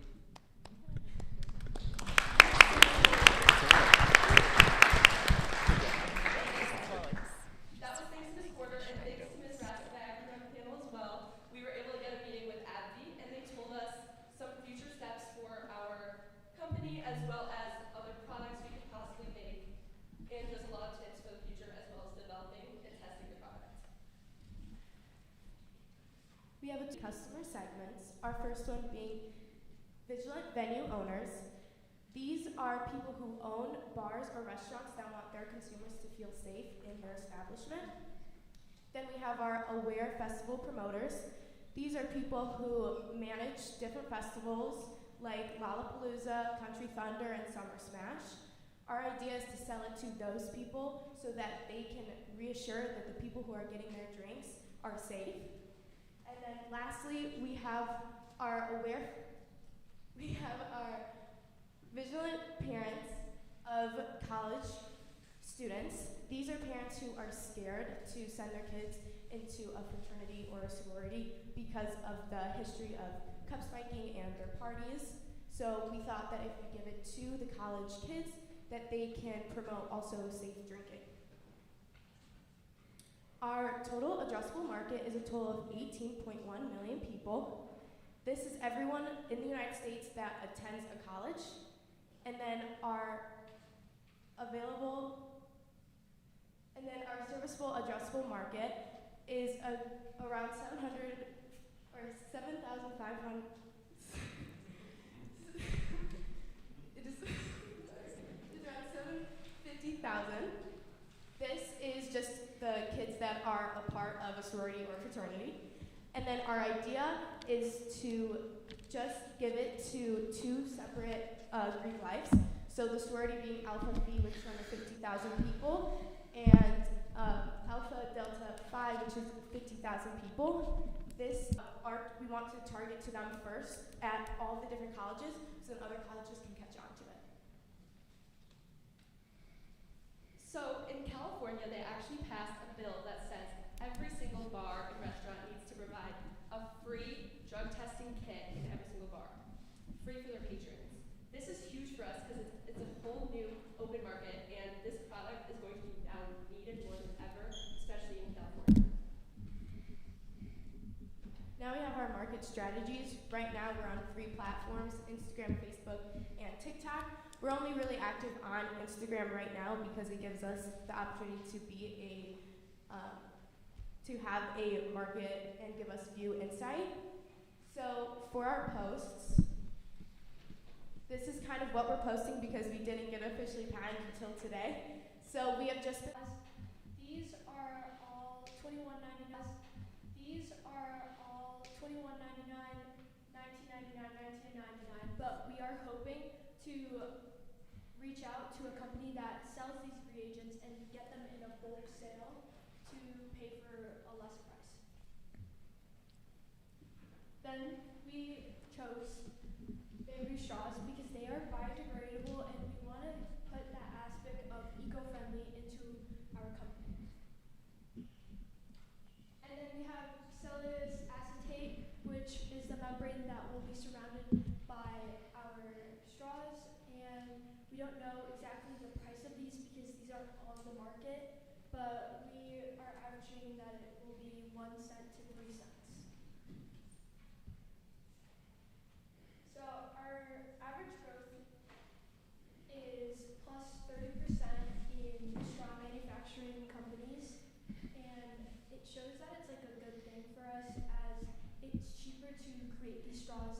sell them for more profit. And then our cost of goods sold is $750 for 1,000 straws. We will get a profit of $547, which gives us a gross margin of 72.8%.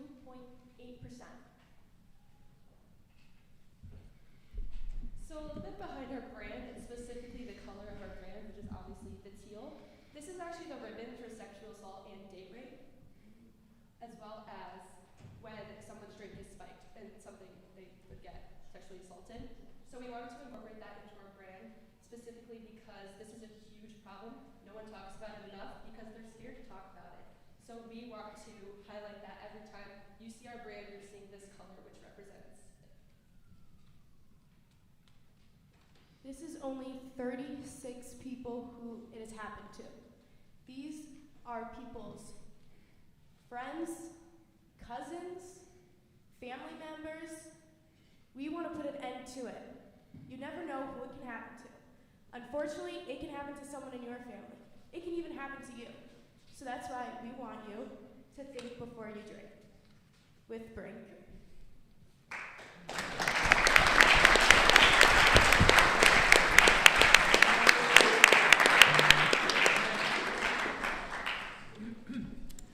I have a question. I'd like to know the creative thinking behind the trademark that you guys selected. So I can gather drink is part of the play on words, but if you could just explain to us how you guys creatively came up with that. So the slogan of our company? No, just the name Brink. Oh, the name Brink.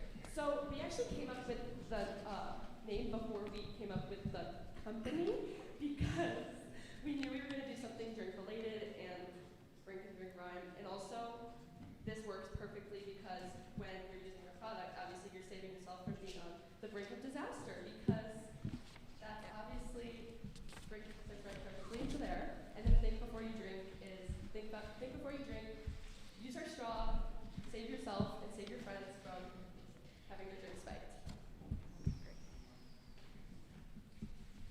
Who helped you with the patent part? Because that's pretty cool. Miss Corder right here. She's been amazing. Yeah. Tell us about your evolution from MVP to today, because you've done quite a few changes in your product design. So talk a little bit about that and how it's also impacted your cost of goods. So obviously we originally started out with the pH, which we realized was going to be a lot harder than we thought because even though we thought that some of the minor changes, like if lemon was added to the drink or salt even, it would shift it, but we wanted it to remain white the whole time, and so that if you see a color for 1 second, you know your drink has been spiked, rather than having it shift and having to recognize a different color, meaning your drink was spiked. So we switched over to reagents, which would immediately detect one of the 3 drugs. The 3 drugs, obviously, ketamine, rohypnol, GHB, those are the 3 used. There's really no others used, so it's a guarantee that it's going to be one of those, most likely. So how that affects our cost of goods sold, Vivi, you want to answer that? So our cost goods sold, so our prototype, obviously it's going to be more expensive, $4.06, but we know that we will get a lot off when used in bulk sale because prices drop if you get a bulk. But yeah. And then also just to throw in again, the reagents, obviously they react immediately. The pH strips didn't necessarily. I mean, it was a pretty quick, over 30 seconds change, but this is a snap of a finger. Even for ketamine, it would be immediately dark purple. So that is why we changed it once we figured out we could do that. And you said it's single use, so if it reacts, you can't use it again. But what if it's in a drink and the drink's fine, it doesn't react, can you use it in another drink? Yeah, so it's So it is, so in a sense, it's reusable. It's just once it's activated, then it's done. Yeah, it would also, if you were to get another drink and it's the same straw, you could use it again. Maybe not next day use, but definitely same night use. Yeah, so I think that, calling it single use is a little misleading because you think, oh, I can only use it once and I throw it, especially if you're a venue owner or somebody thinking about the cost, that might make them shy away. And then is it, you have the bamboo and you taking that angle, can you do it with plastic if you wanted to? Would that bring the cost down significantly? It is actually to be able to plastic, so if you've ever obviously had a Starbucks cup with a straw in it, it's that plastic straw, but it's actually made of bamboo. So it's bamboo plastic and it's completely biodegradable. And we were looking at just plain plastic, regular plastic, not bamboo plastic, for the cheaper option, but it actually isn't that much more. It's only a few cents more to have the bamboo plastic. So we went with that. What's the next step to make a prototype? The next step is getting into a lab that's going to allow us to test this because obviously we don't have access to these drugs. So we can't do anything with it because the reagents only react to the drugs. So that would be our next steps. I had a question about those reagents, the picture that you showed with the vials. Yeah, well, those, how did you find those, and are those specifically made to, are there any other uses for those, or is it strictly to detect these? It shows, it shows like what drugs it can actually detect.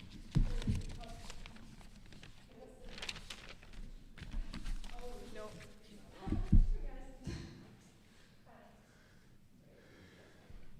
Yeah. Oh, bam. Yeah. So it shows actually what it reacts to, and it shows how quickly it will react to. So for example, we can look at ketamine right here. Ketamine, it shows 0 to 30 seconds on the timeline, so 0 to 30, and it's purple, that dark purple that entire time.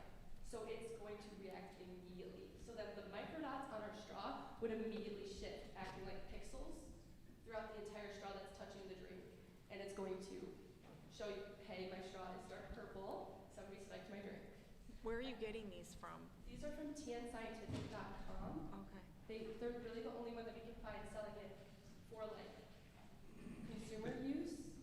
And those are standard. I mean, it's gonna identify that family of drugs. It's not something you say, well, make me a reagent that's gonna find this, this, and this. It's kind of Yes. already defined. But we are also hoping, like when we are looking into manufacturers who will be able to create these reagents, we are hoping to create a reagent that will detect ketamine, rohypnol, and GHB. So. Can you talk about your what is going to be your threshold for error? So if false positives, false negatives, what are you thinking on that?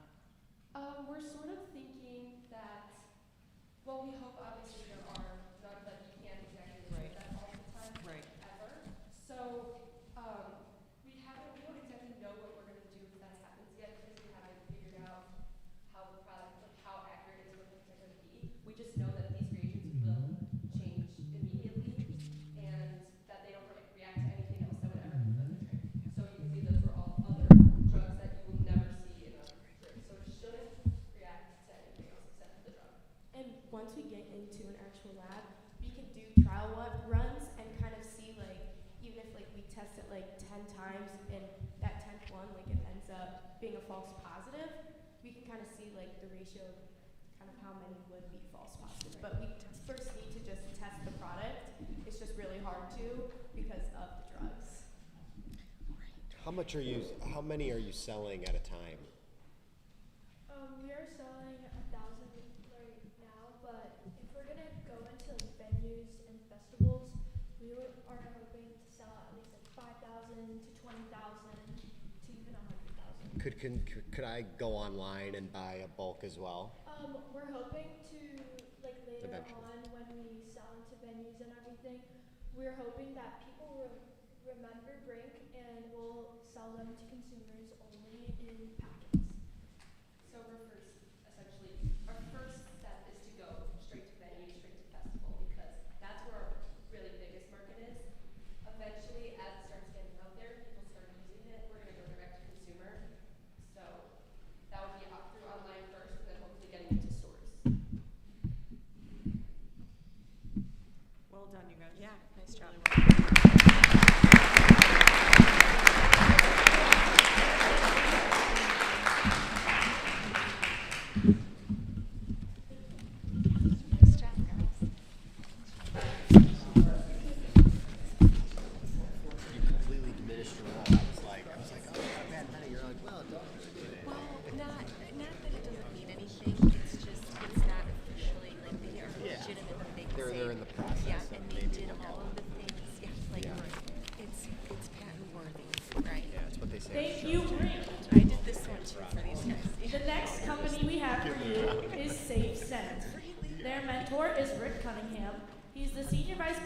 of Bread Financial.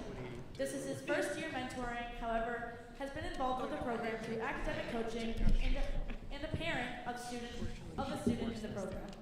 Please welcome Safe Set. We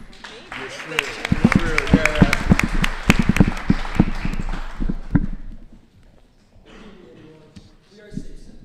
I'm Dylan Brewer, and I'm the Chief Executive Officer.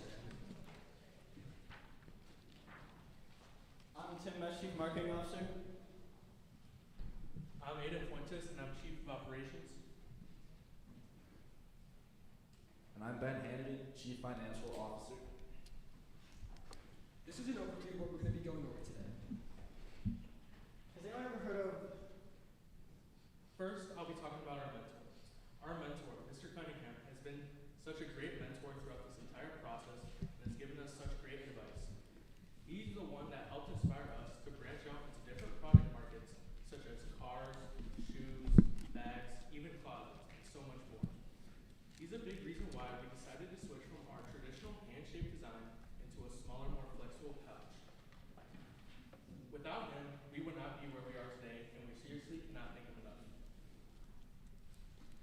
Has anyone ever heard of Staphylococcus? Raise your hand if you have. Oh, I actually have hands this time. Well, Staphylococcus is a bacterium that when it comes out of the sweat, the chemical reaction creates an odor that is released into the air. A lot of you may know this odor. For my sports parents out there, you smell this every time you walk into your house and your son's sweaty bag, gloves, anything. It smells absolutely terrible. For the athletes, you guys probably don't notice this yet. Our solution to this is a 4x4-inch deodorizing pouch. It's going to have a desiccant filling on the inside, and it's going to be able to absorb moisture and take out the odor with activated charcoal on the inside. On the outside, you can see that there's a durable mesh fabric, and that is called separator mesh.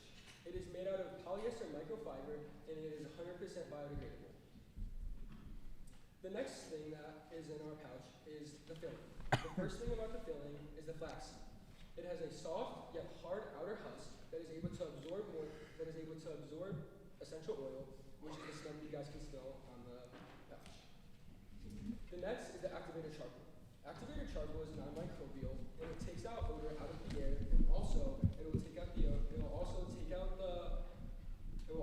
bacteria that is forming inside of the glove. Next is silica dioxide. As you guys may know, it is also called silica beads. The silica beads take out 200% of their own body weight in moisture, leaving there to be no more moisture and no more sweat inside of anything that it is placed into. This is the finalized prototype, as you guys can see.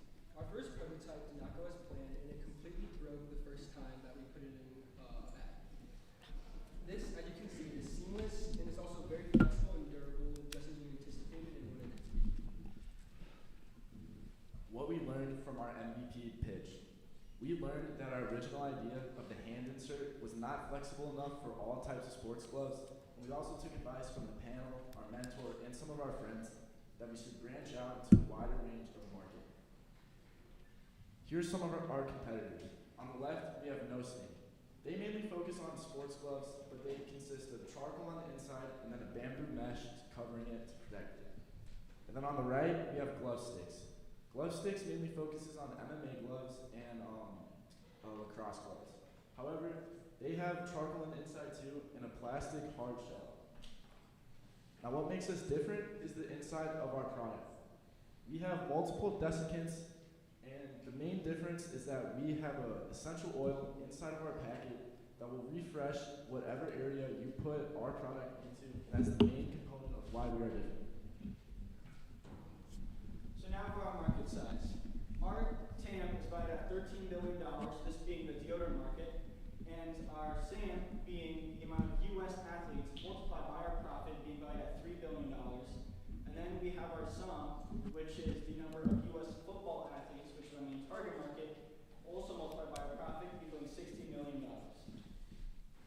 So now I'm to introduce you to Lisa. Lisa's 40 years old, she lives in Texas, she's middle class, and she has a husband and a 16-year-old son. Lisa, she also has a full-time job. As many of you may know, it's exhausting to come home from work. And to make it worse, she has to come home and smell that indescribable smell. It makes it hard to breathe, and it's just absolutely terrible. Well, the cause of this is her son Dylan.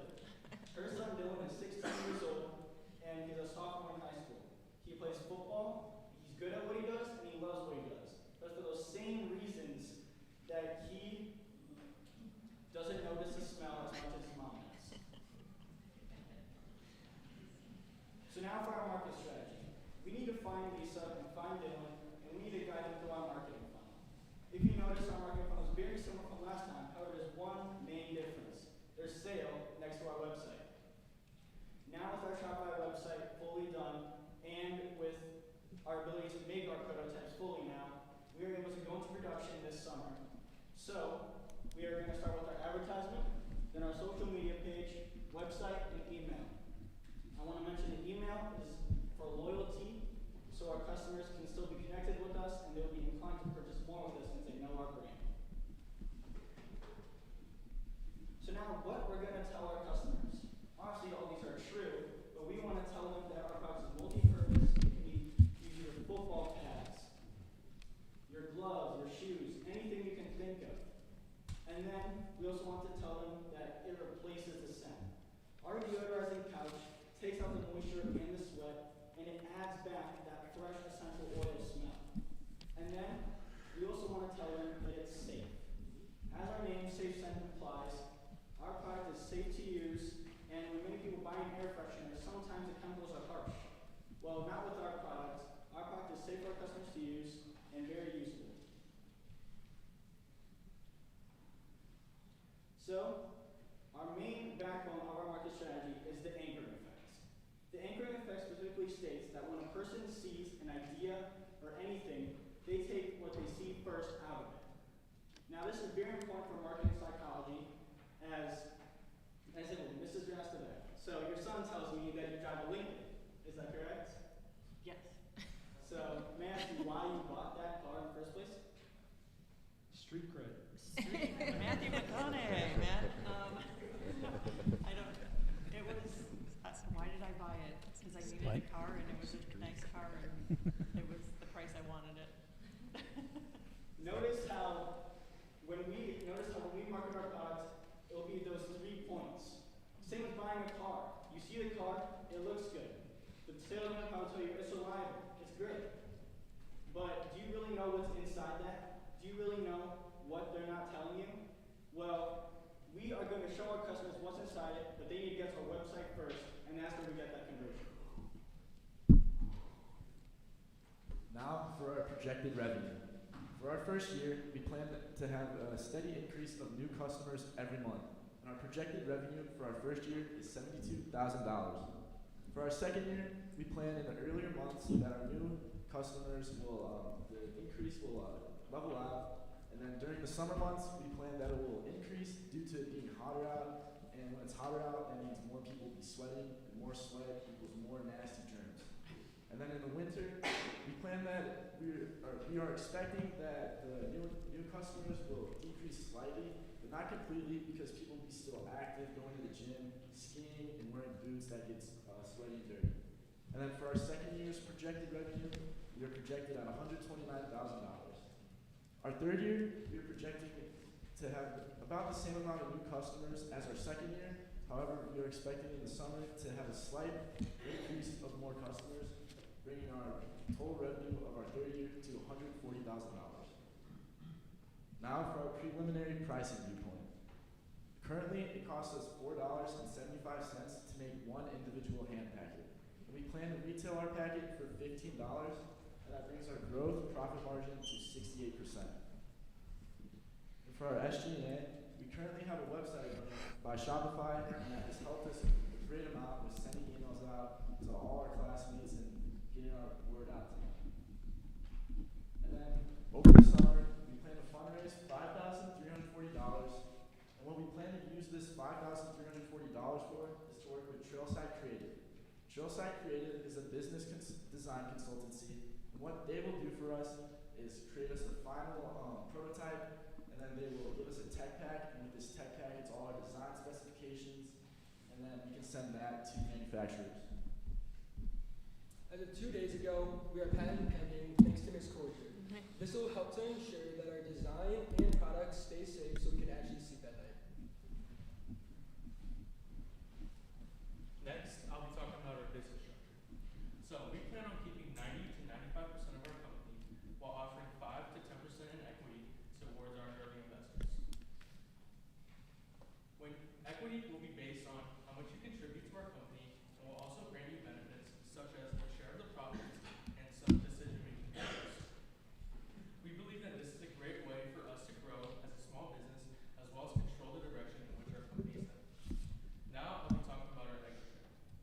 We currently have no plans on leaving this company at all, and we want to see it come to life fully.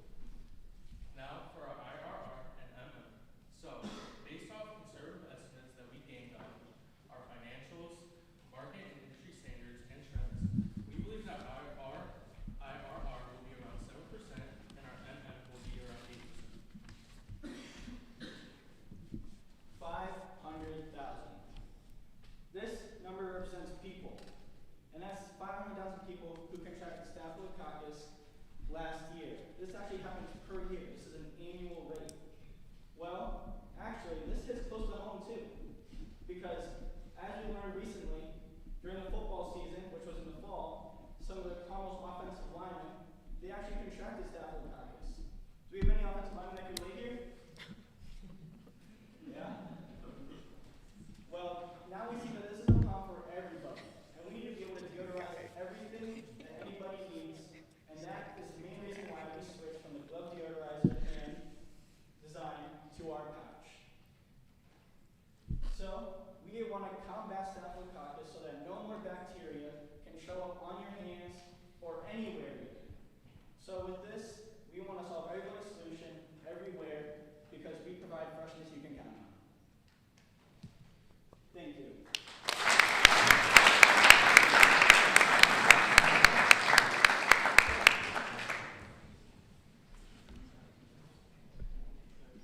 Any questions?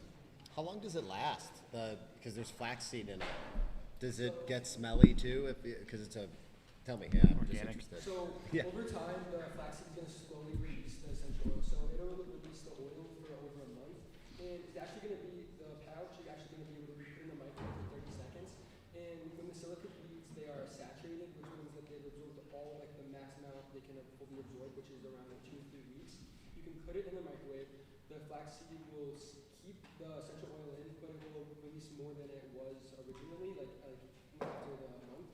And silica beads will go back to normal. Are you guys selling them in packs or like this individual? Well, do I get 5 of them?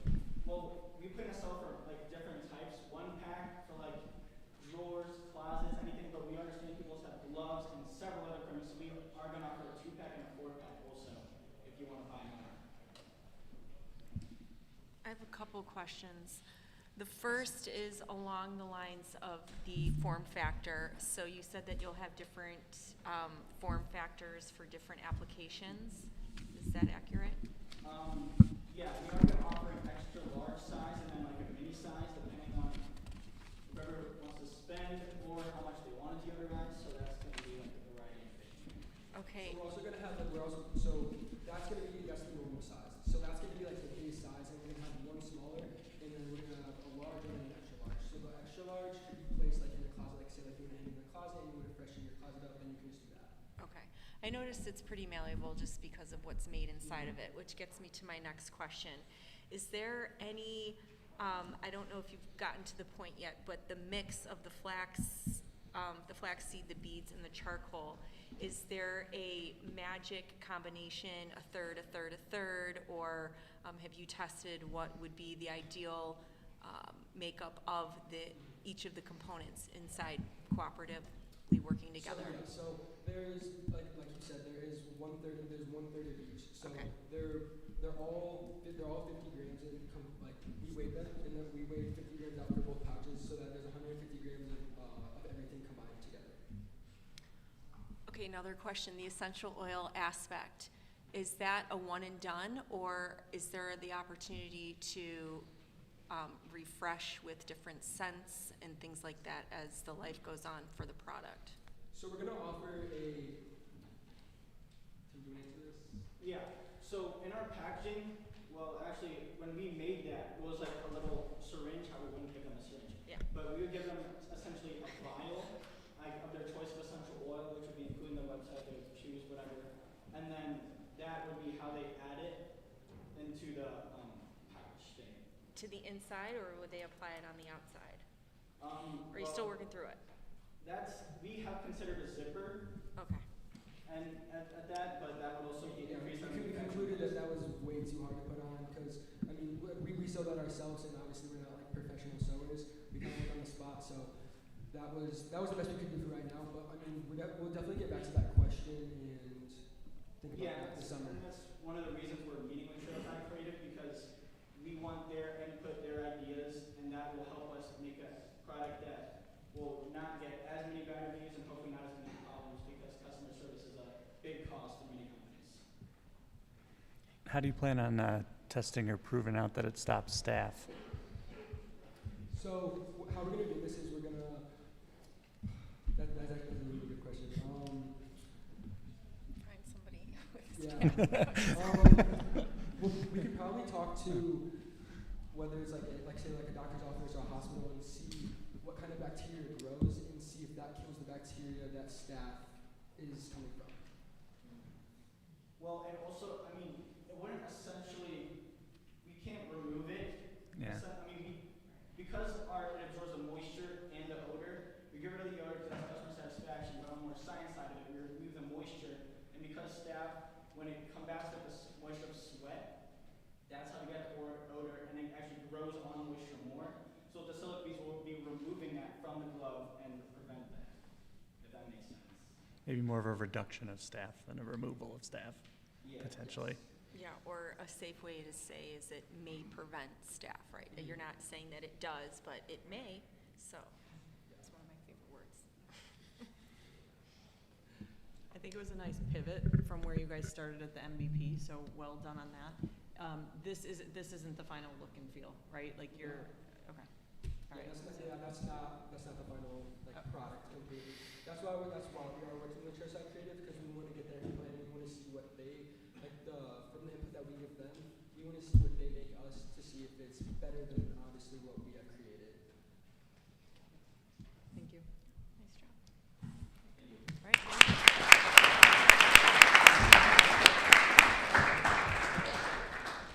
I want someone to call their product I want to see better marketing next time. Like I want to see like weird shit. No, I do. I do. So. Yeah. I want to see like them like this is called you smell like shit. You think it's like well people do this and like that's why people buy it. Yeah. I don't know. They're always like rated People underestimate marketing and advertising, especially. Yes. For just this in stuff general. specifically, like every one of these companies is like, here's a product. All right, well, you need to have like some really cool master. That should be like the fun part of this. I want to tell Shelly like, hey, like the tan and the sand are all great and stuff, but it's like what the fuck is the same? When I look at them, I'm like, Give an example of how, like, even the things that they have for social media, like, I'm looking at them like, they're just like we created a book. Yeah. Like, that's a good point. That's a good point. One slide that shows what would you do, like, if you had an advertisement in a magazine. If I was them, I'd be like, we're just going to be outrageous. Why? Because kids smell like shit. Like, that's why. I hope people back, like, Thank you, SafeSend. Last but not least, the next group we have is All Pills. Their mentor is Mary Ann Cavall, a longtime entrepreneur who has her own State Farm insurance agency. Mrs. Cavall has been a longtime member of the Incubator program and has been a mentor for 6 years. We thank her for her many years of service towards the Carmel community and Incubator program. Please welcome All Pills.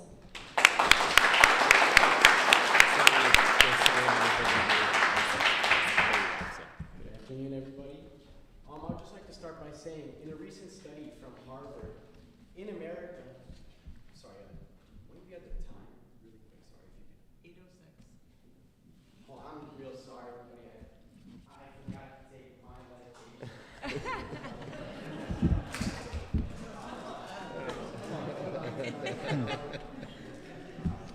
So, obviously, this isn't something you want to happen, but this might be your pills that you need to take, or you could die. So,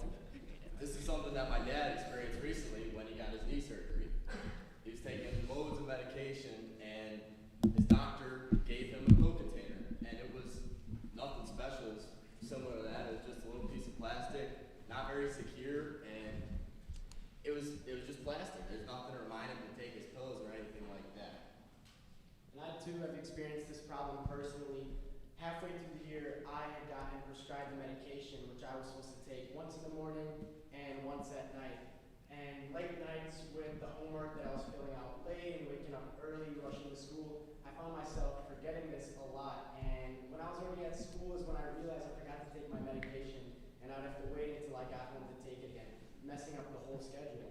Apart from that, at the very end of my dosage, I was supposed to end at night, and I ended in the morning, meaning I forgot that I already took it and I double dosed. And this is something that, if it was a life or death medication, you want to make sure that that never happens to anybody. And that's why we created all doses.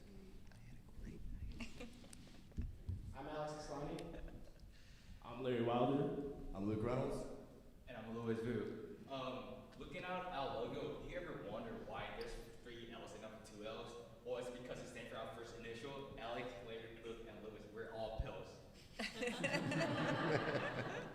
And this is our mentor, Mrs. Kubal. She's been a big help during our process, during this incubator. She's also gave us tips on how to go about our work. So, according to Georgetown University, 131 million people in the United States take some kind of prescription and or medication, which approximately 66% of the whole U.S. population. And on top of that 66%, 81% are elderly people, and that is the main target market that we will want to target. At the start of creating this product, we sent out a survey asking people, do you take vitamins, pills, or some form of medication? And a whopping 70% said yes, they do. And on top of that, another 20% of people said that they do and they give it to their pets. Then we asked, how often do you forget to take your pills, vitamins, medication? And 75% of people that we surveyed forgot at least once a week, which is pretty often. After that, we asked, do you use a pill container? And unsurprisingly, 66% of people said no. So, you may be wondering, how are we going to find a solution to this problem? Well, we want to create a pill organizer, but not just any type of pill organizer. A pill organizer with a red and green indicator light on top of the box. Here, you see that for the future, we would like to create a screen and add in a clock as well, so you don't forget to take your pills. Going into our features, for example, the light indicator would be our biggest feature. Have you ever been to a parking garage where there's red and green lights to show if the spot is taken or not? Red meaning it is taken, and green meaning it is not taken. So we want to incorporate that into our product. Secondly, a Smart Connect, Alexa, or Google Home. That would also play a big part because it would help them remember to take their pills on time. A smart app for our caretakers where they can just open an app and with the click of a button, open up the pill organizer and help our consumers. With these features being shown, you may be wondering, who would this product be most beneficial to? And for us, firstly, it would be our elderly people. A lot of them may be dealing with chronic illnesses and they may be taking medication on a regular basis. And more importantly, we want to focus on people with dementia. A lot of these people have trouble functioning on their own and remembering to take if they do have medication. Alongside with this would be our caretakers. A lot of these people are incorporated with their caretakers, and these are the people who are administering their medication and taking care of them, and this would be another good use for them. Alongside that would also just be our prescription medication users, like me or Luke's dad, or anybody who may be dealing with a chronic illness and be chronically dealing and taking medication, and in the situation where the medication is vital to your health and it could be life or death, you want to make sure that they do never forget it. And marketing to these kinds of people, we think that the most important way to market to them would be where these medications are being distributed from and where they're being prescribed. First off, we would have the pharmacies. The pharmacies are where they're picking up their medications and they can see and know that it's something very important that they shouldn't forget. Next up would also be our doctor's offices. This could be something that they could recommend to the clients, saying that make sure that you don't forget your medication, and I believe this product would be a good help to you. And lastly would also be our assisted living care and our senior citizen homes.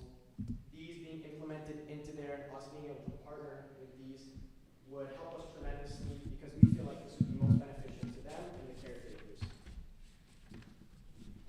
that being said, we went ahead and reached out to some senior facilities, assisted living facilities, and Victory Center, just over in Vernon Hills, got back to us with some very good information.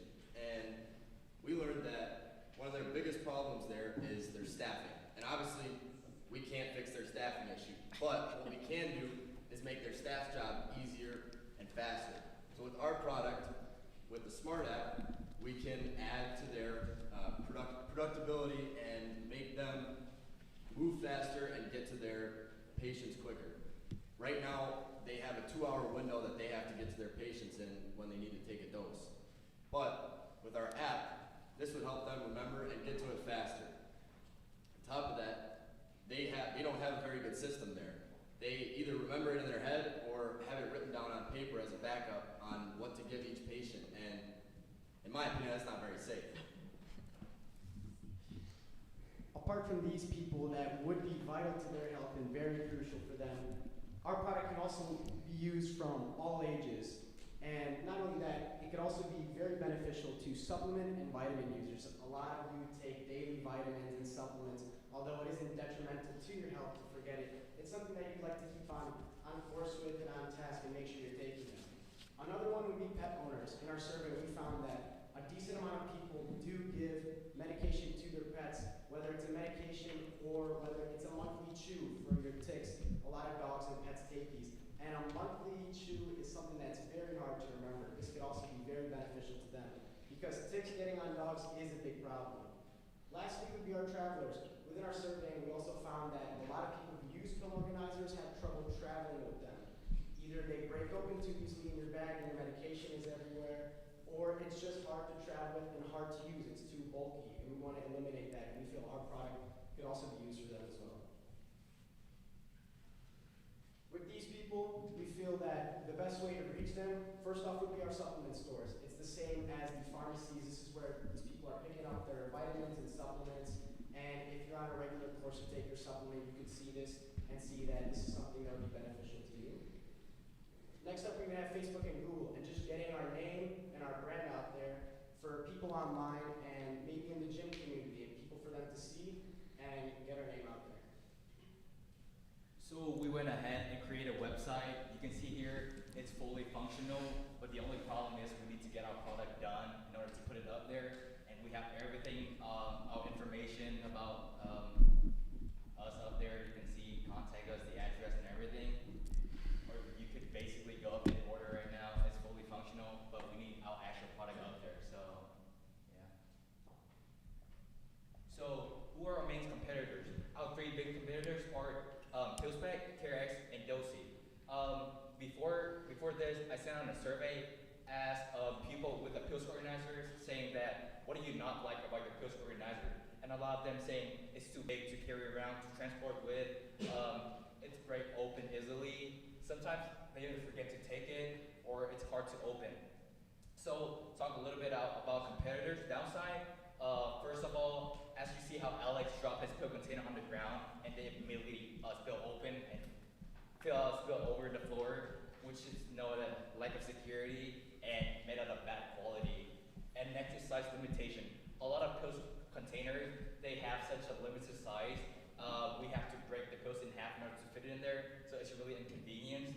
And lastly, looking to the future. All pills want to offer our customer their really own personal, customized, like what color is it, how many days they want in the pills container, and how big it is, and also including the apps that they want on it. So that's what we're looking to the future and to do it. Going into our pricing, so first off, materials. We're looking to use a durable plastic that's not easily broken up, and that would take about roughly 50 cents to $3 per unit. For the injection molded for that would take about 10 cents to $1 per unit, and for the design to add in the clocks would take about $2 to $5 per unit. Going to our pricing, packaging would take about 50 cents to $2 per unit, and our shipping, if we want to go it would depend on if we want to go domestically or internationally. And that's why in the situation where if you were to forget your medication and it's a life or death situation, we want to make sure that this never happens. And that's why we created all those.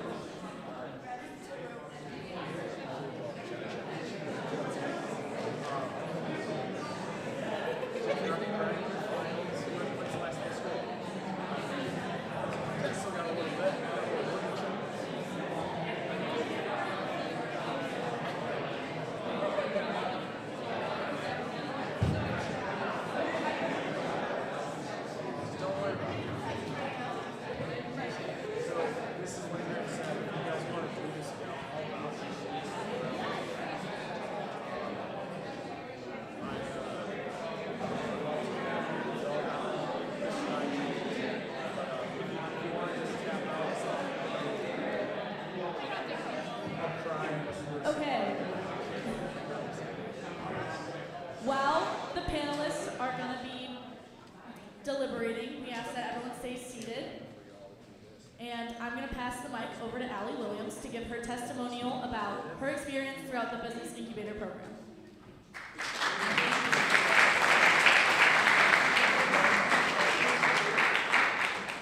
Good evening, everyone. My name is Allie Williams, and I am currently a senior in the Business Accelerator program, which is the second year of the Business Incubator track here at Carmel. First off, I want to thank you all so much for being here tonight. Your support truly means everything. If you had told me, freshman year me, that I'd be standing up here talking to a room full of people willingly, I probably would have laughed at you. When I started high school, I had no idea what I wanted to do. I took Intro to Business my freshman year just to check off a graduation requirement, but that one decision opened the door to something so much bigger. I came in as a shy freshman who hated public speaking, avoided eye contact, and pretty much wanted to die at the thought of having to present anything. And now, just a few years later, I'm someone who genuinely enjoys talking in front of people, pitching ideas, and starting conversations. That transformation didn't just happen out of nowhere. It came from being in this program, being surrounded by friends who pushed and supported me, and especially having a teacher like Miss Lindgren. Miss Lindgren has been instrumental in my growth. She's more than a teacher. She's a mentor, a leader, and a constant source of encouragement. Whether she was helping us find connections for our business, offering advice on college decisions, or just being someone to lean on, she always went above and beyond. She challenged me, supported me, and helped me see strengths in myself that I never knew I had. After taking Intro to Business, I knew without a doubt that I wanted to join Business Incubator. I was basically counting down the days until I became a junior and could finally start. I love watching and looking up to the older students in the program. They were confident, driven, and inspiring. I couldn't wait to follow in their footsteps and be a part of what people would call a real-life Shark Tank. Now, standing here today, I hope I've been able to fill those shoes. I've tried to step into the role they once held for me, mentoring and supporting the students who poured their time and energy into the presentations you've just watched. Through this program, I've gained so much more than business knowledge. Yes, I've learned the basic things like how to build a brand, work with manufacturers, and create a prototype, but I've also gained real-world skills that will stay with me for life. Public speaking, networking, teamwork, personal branding, and so much more. I've grown into a stronger leader, a better teammate, and most importantly, a more confident version of myself. One of my favorite memories was at the Advice Beyond the Classroom state competition. I presented in front of 300 people, and for the first time, I wasn't nervous. I was actually excited. We ended up placing first, and I was honored to be named Best Overall Presenter. That moment would not have been possible without the preparation I received from Business Incubator. From elevator pitches to MVP presentations, from sharebacks to our final pitch, each opportunity helped me grow into the person I am today. At the end of the day, Business Incubator has been so much more than a class. It's been a journey, one filled with growth, setbacks, accomplishments, many late nights, teamwork, and a lot of learning. I've made friendships I'll carry with me long after graduation, and I've gained confidence I never thought I'd have. Thank you, Business Incubator, and thank you, Ms.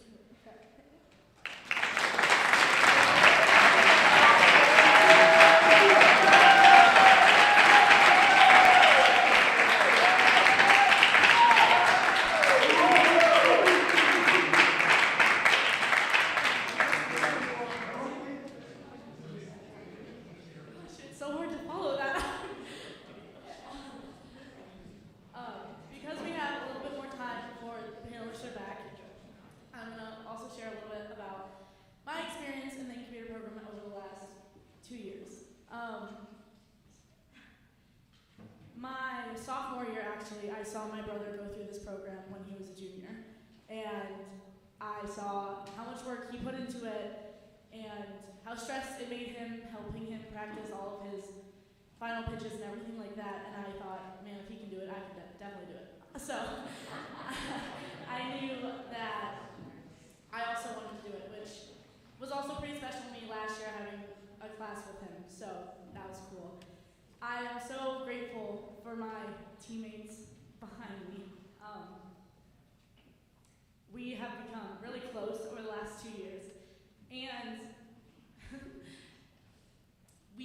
I think, in my opinion, we have a really good balance between knowing when to keep each other in check and do our work, but also balancing to have fun and become One of the most important things going into business next year that I'm going to take with me is how to be a good teammate, but also be a good teammate on the friendlier side. Lever Drinkware, that's our company, as I mentioned earlier. It was really cool to create a business that I thought would actually make sort of an impact, and I never realized, watching all these groups today, that every single one of these companies makes some kind of impact, whether it's big or small. And I think that's kind of one of the main reasons of why we're here, not only to get an experience and a taste of what business can be like on the entrepreneurial side, but also why we make these companies, because we want to see a change that we can make in the world. I'm very thankful for all the mentors that have helped this program grow. Speaking from our team, and I know from the other accelerator team, it's not easy to continue, but having a mentor along your side that has that knowledge makes it a lot easier. So thank you to the mentors that are here. And then obviously, thank you to the panelists, but they're not in the room. I just want to say thank you to Miss Lindgren. I also don't know where she is, I lost her. But she has made also such an incredible impact, not only on me, but I think everyone, every single student in this room, whether you're alone or you're still in the program right now, she puts her all into wanting us to do our best, even if that means harsh criticism after we practice presenting in the classroom. Watching the Incubator teams this year from the other side, like how my brother did for me, I've kind of seen why giving such hard critiques and nitpicky thoughts that we have on your presentations really matter, because we've seen so much growth. I think I can speak for all of us. We've seen so much growth in the Incubator program teams this year. And it also just made me pretty proud of everyone presenting today. But I just want to say how thankful I am for this program, how thankful I am for Ms. Lindgren, and thank you all so much for being here today.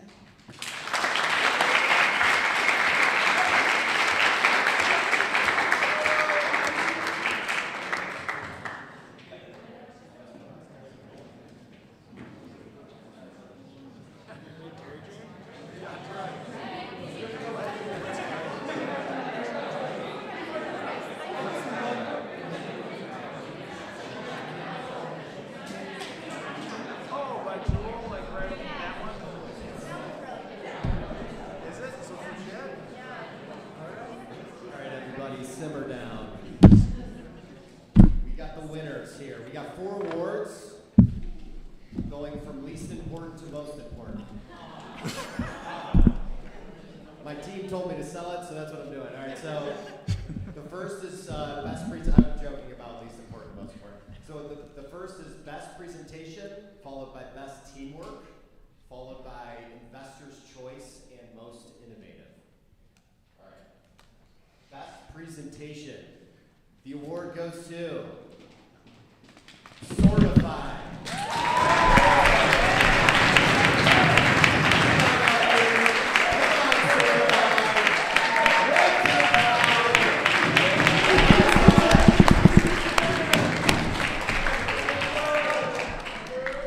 Take a bow, tell everyone, yeah, good job, guys. All right.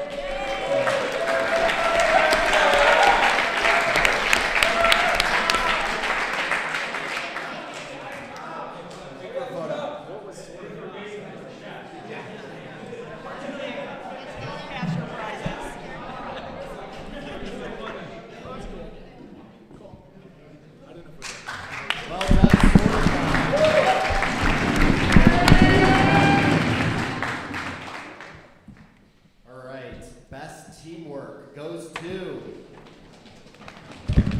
Zach.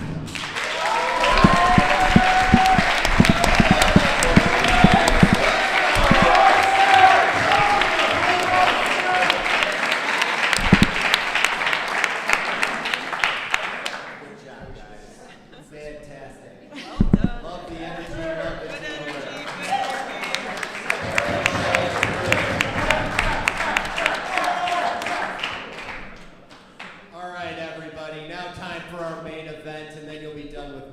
So the most innovative and Investor's Choice Award goes to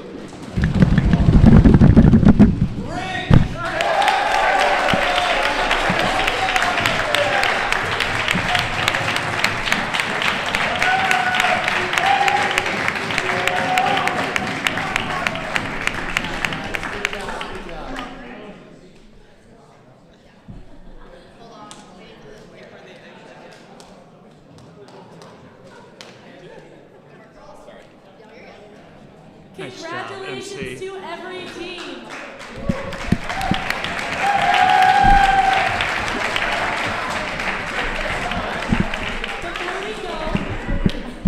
Before we go, we would like to give a big thank you to our panel of judges. Can they have a round of applause?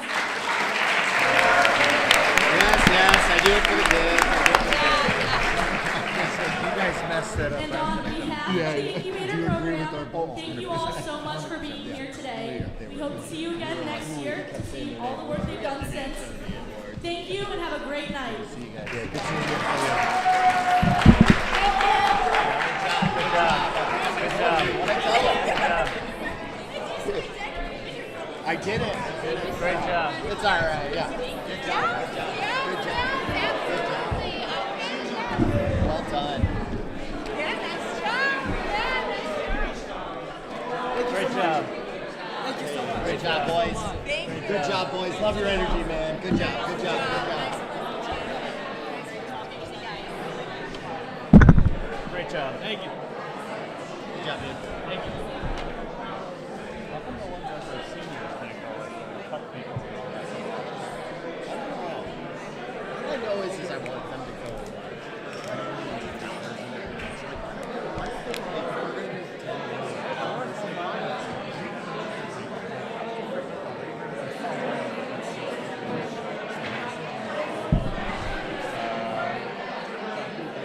That's why.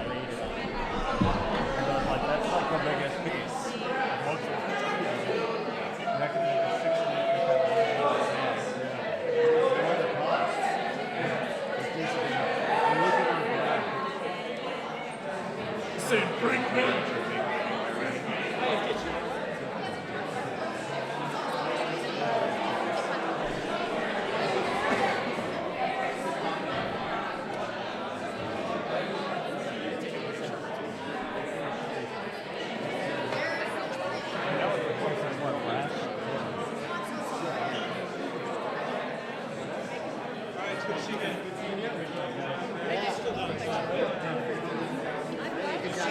Good job, guys. Don't call me that. My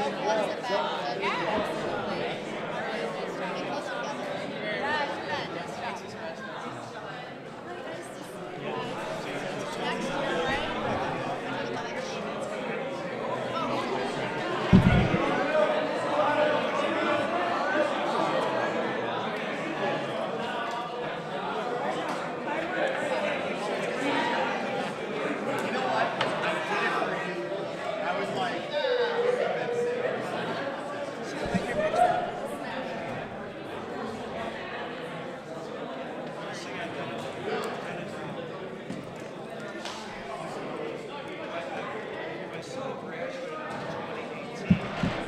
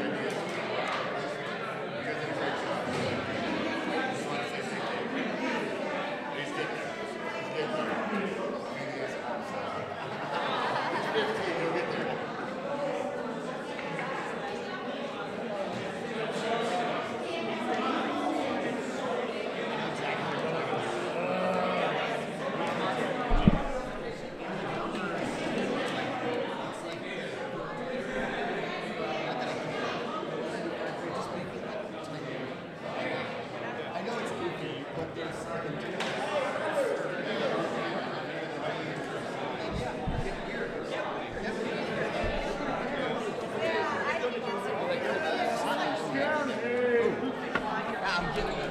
Sorry.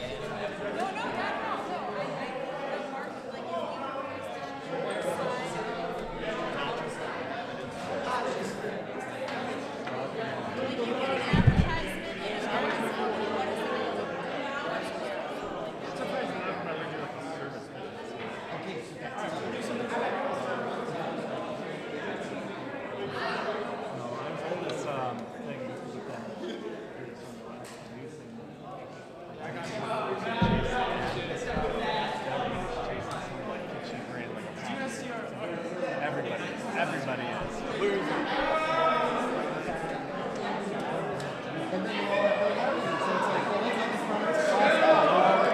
Mostly nonsense. Probably will get sued in 10 years for fucking cancer. Trust me. That's a guarantee.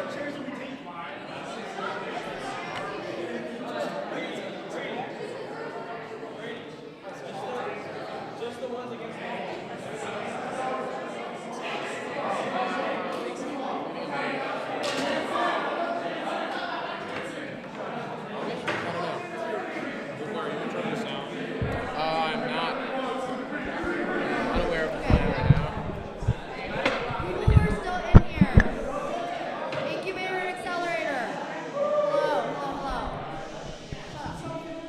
Okay, guys. Tomorrow is a C day. We're gonna do a little celebration morning. So we have bring food. Like we did the Christmas one. Celebrate pitch night. You guys did an amazing job.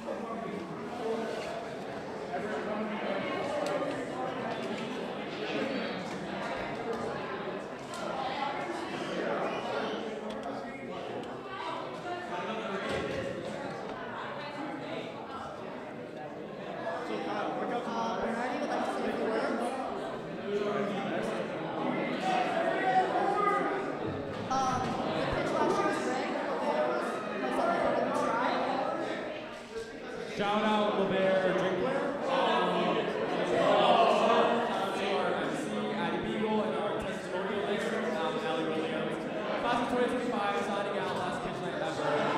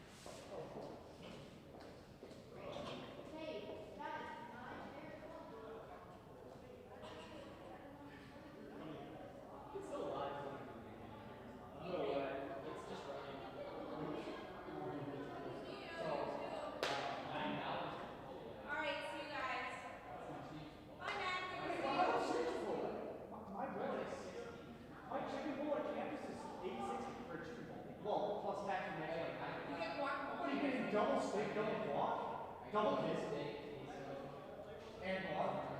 You get guac? Okay, steak's like 10, and then queso. 8? No way. I go chicken. My chicken bowl at like the on the street. They don't charge. They don't charge for double rice. They charge you. Oh, I get triple. I keep asking until I thought it was 5. Dude, that's extra. It's like okay, yeah, mine's for steak and queso. Yeah, okay, that makes sense. Because mine's 8 and the plain is 8. Okay, I'm tired of going home. Alright, I'll see you soon. I got you. The garbage cans back up to the house. I've been gone. Dad picked me up at like.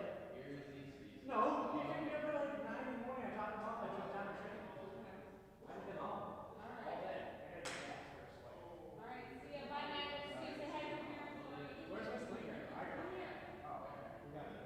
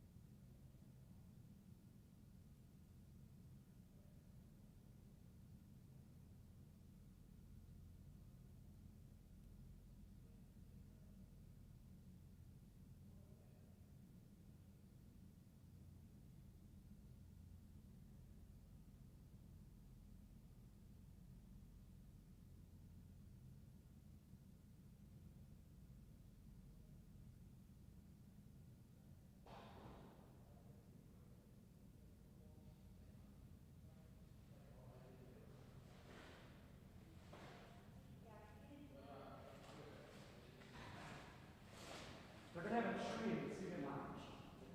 Yeah, like through the middle. Guys, throw us in there. Is this fair game? Or do we recycle this stuff? Oh, there are some nice in here. It says share.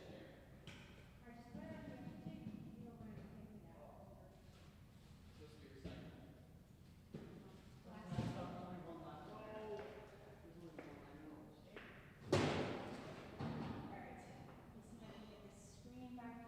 It's like that's so foul.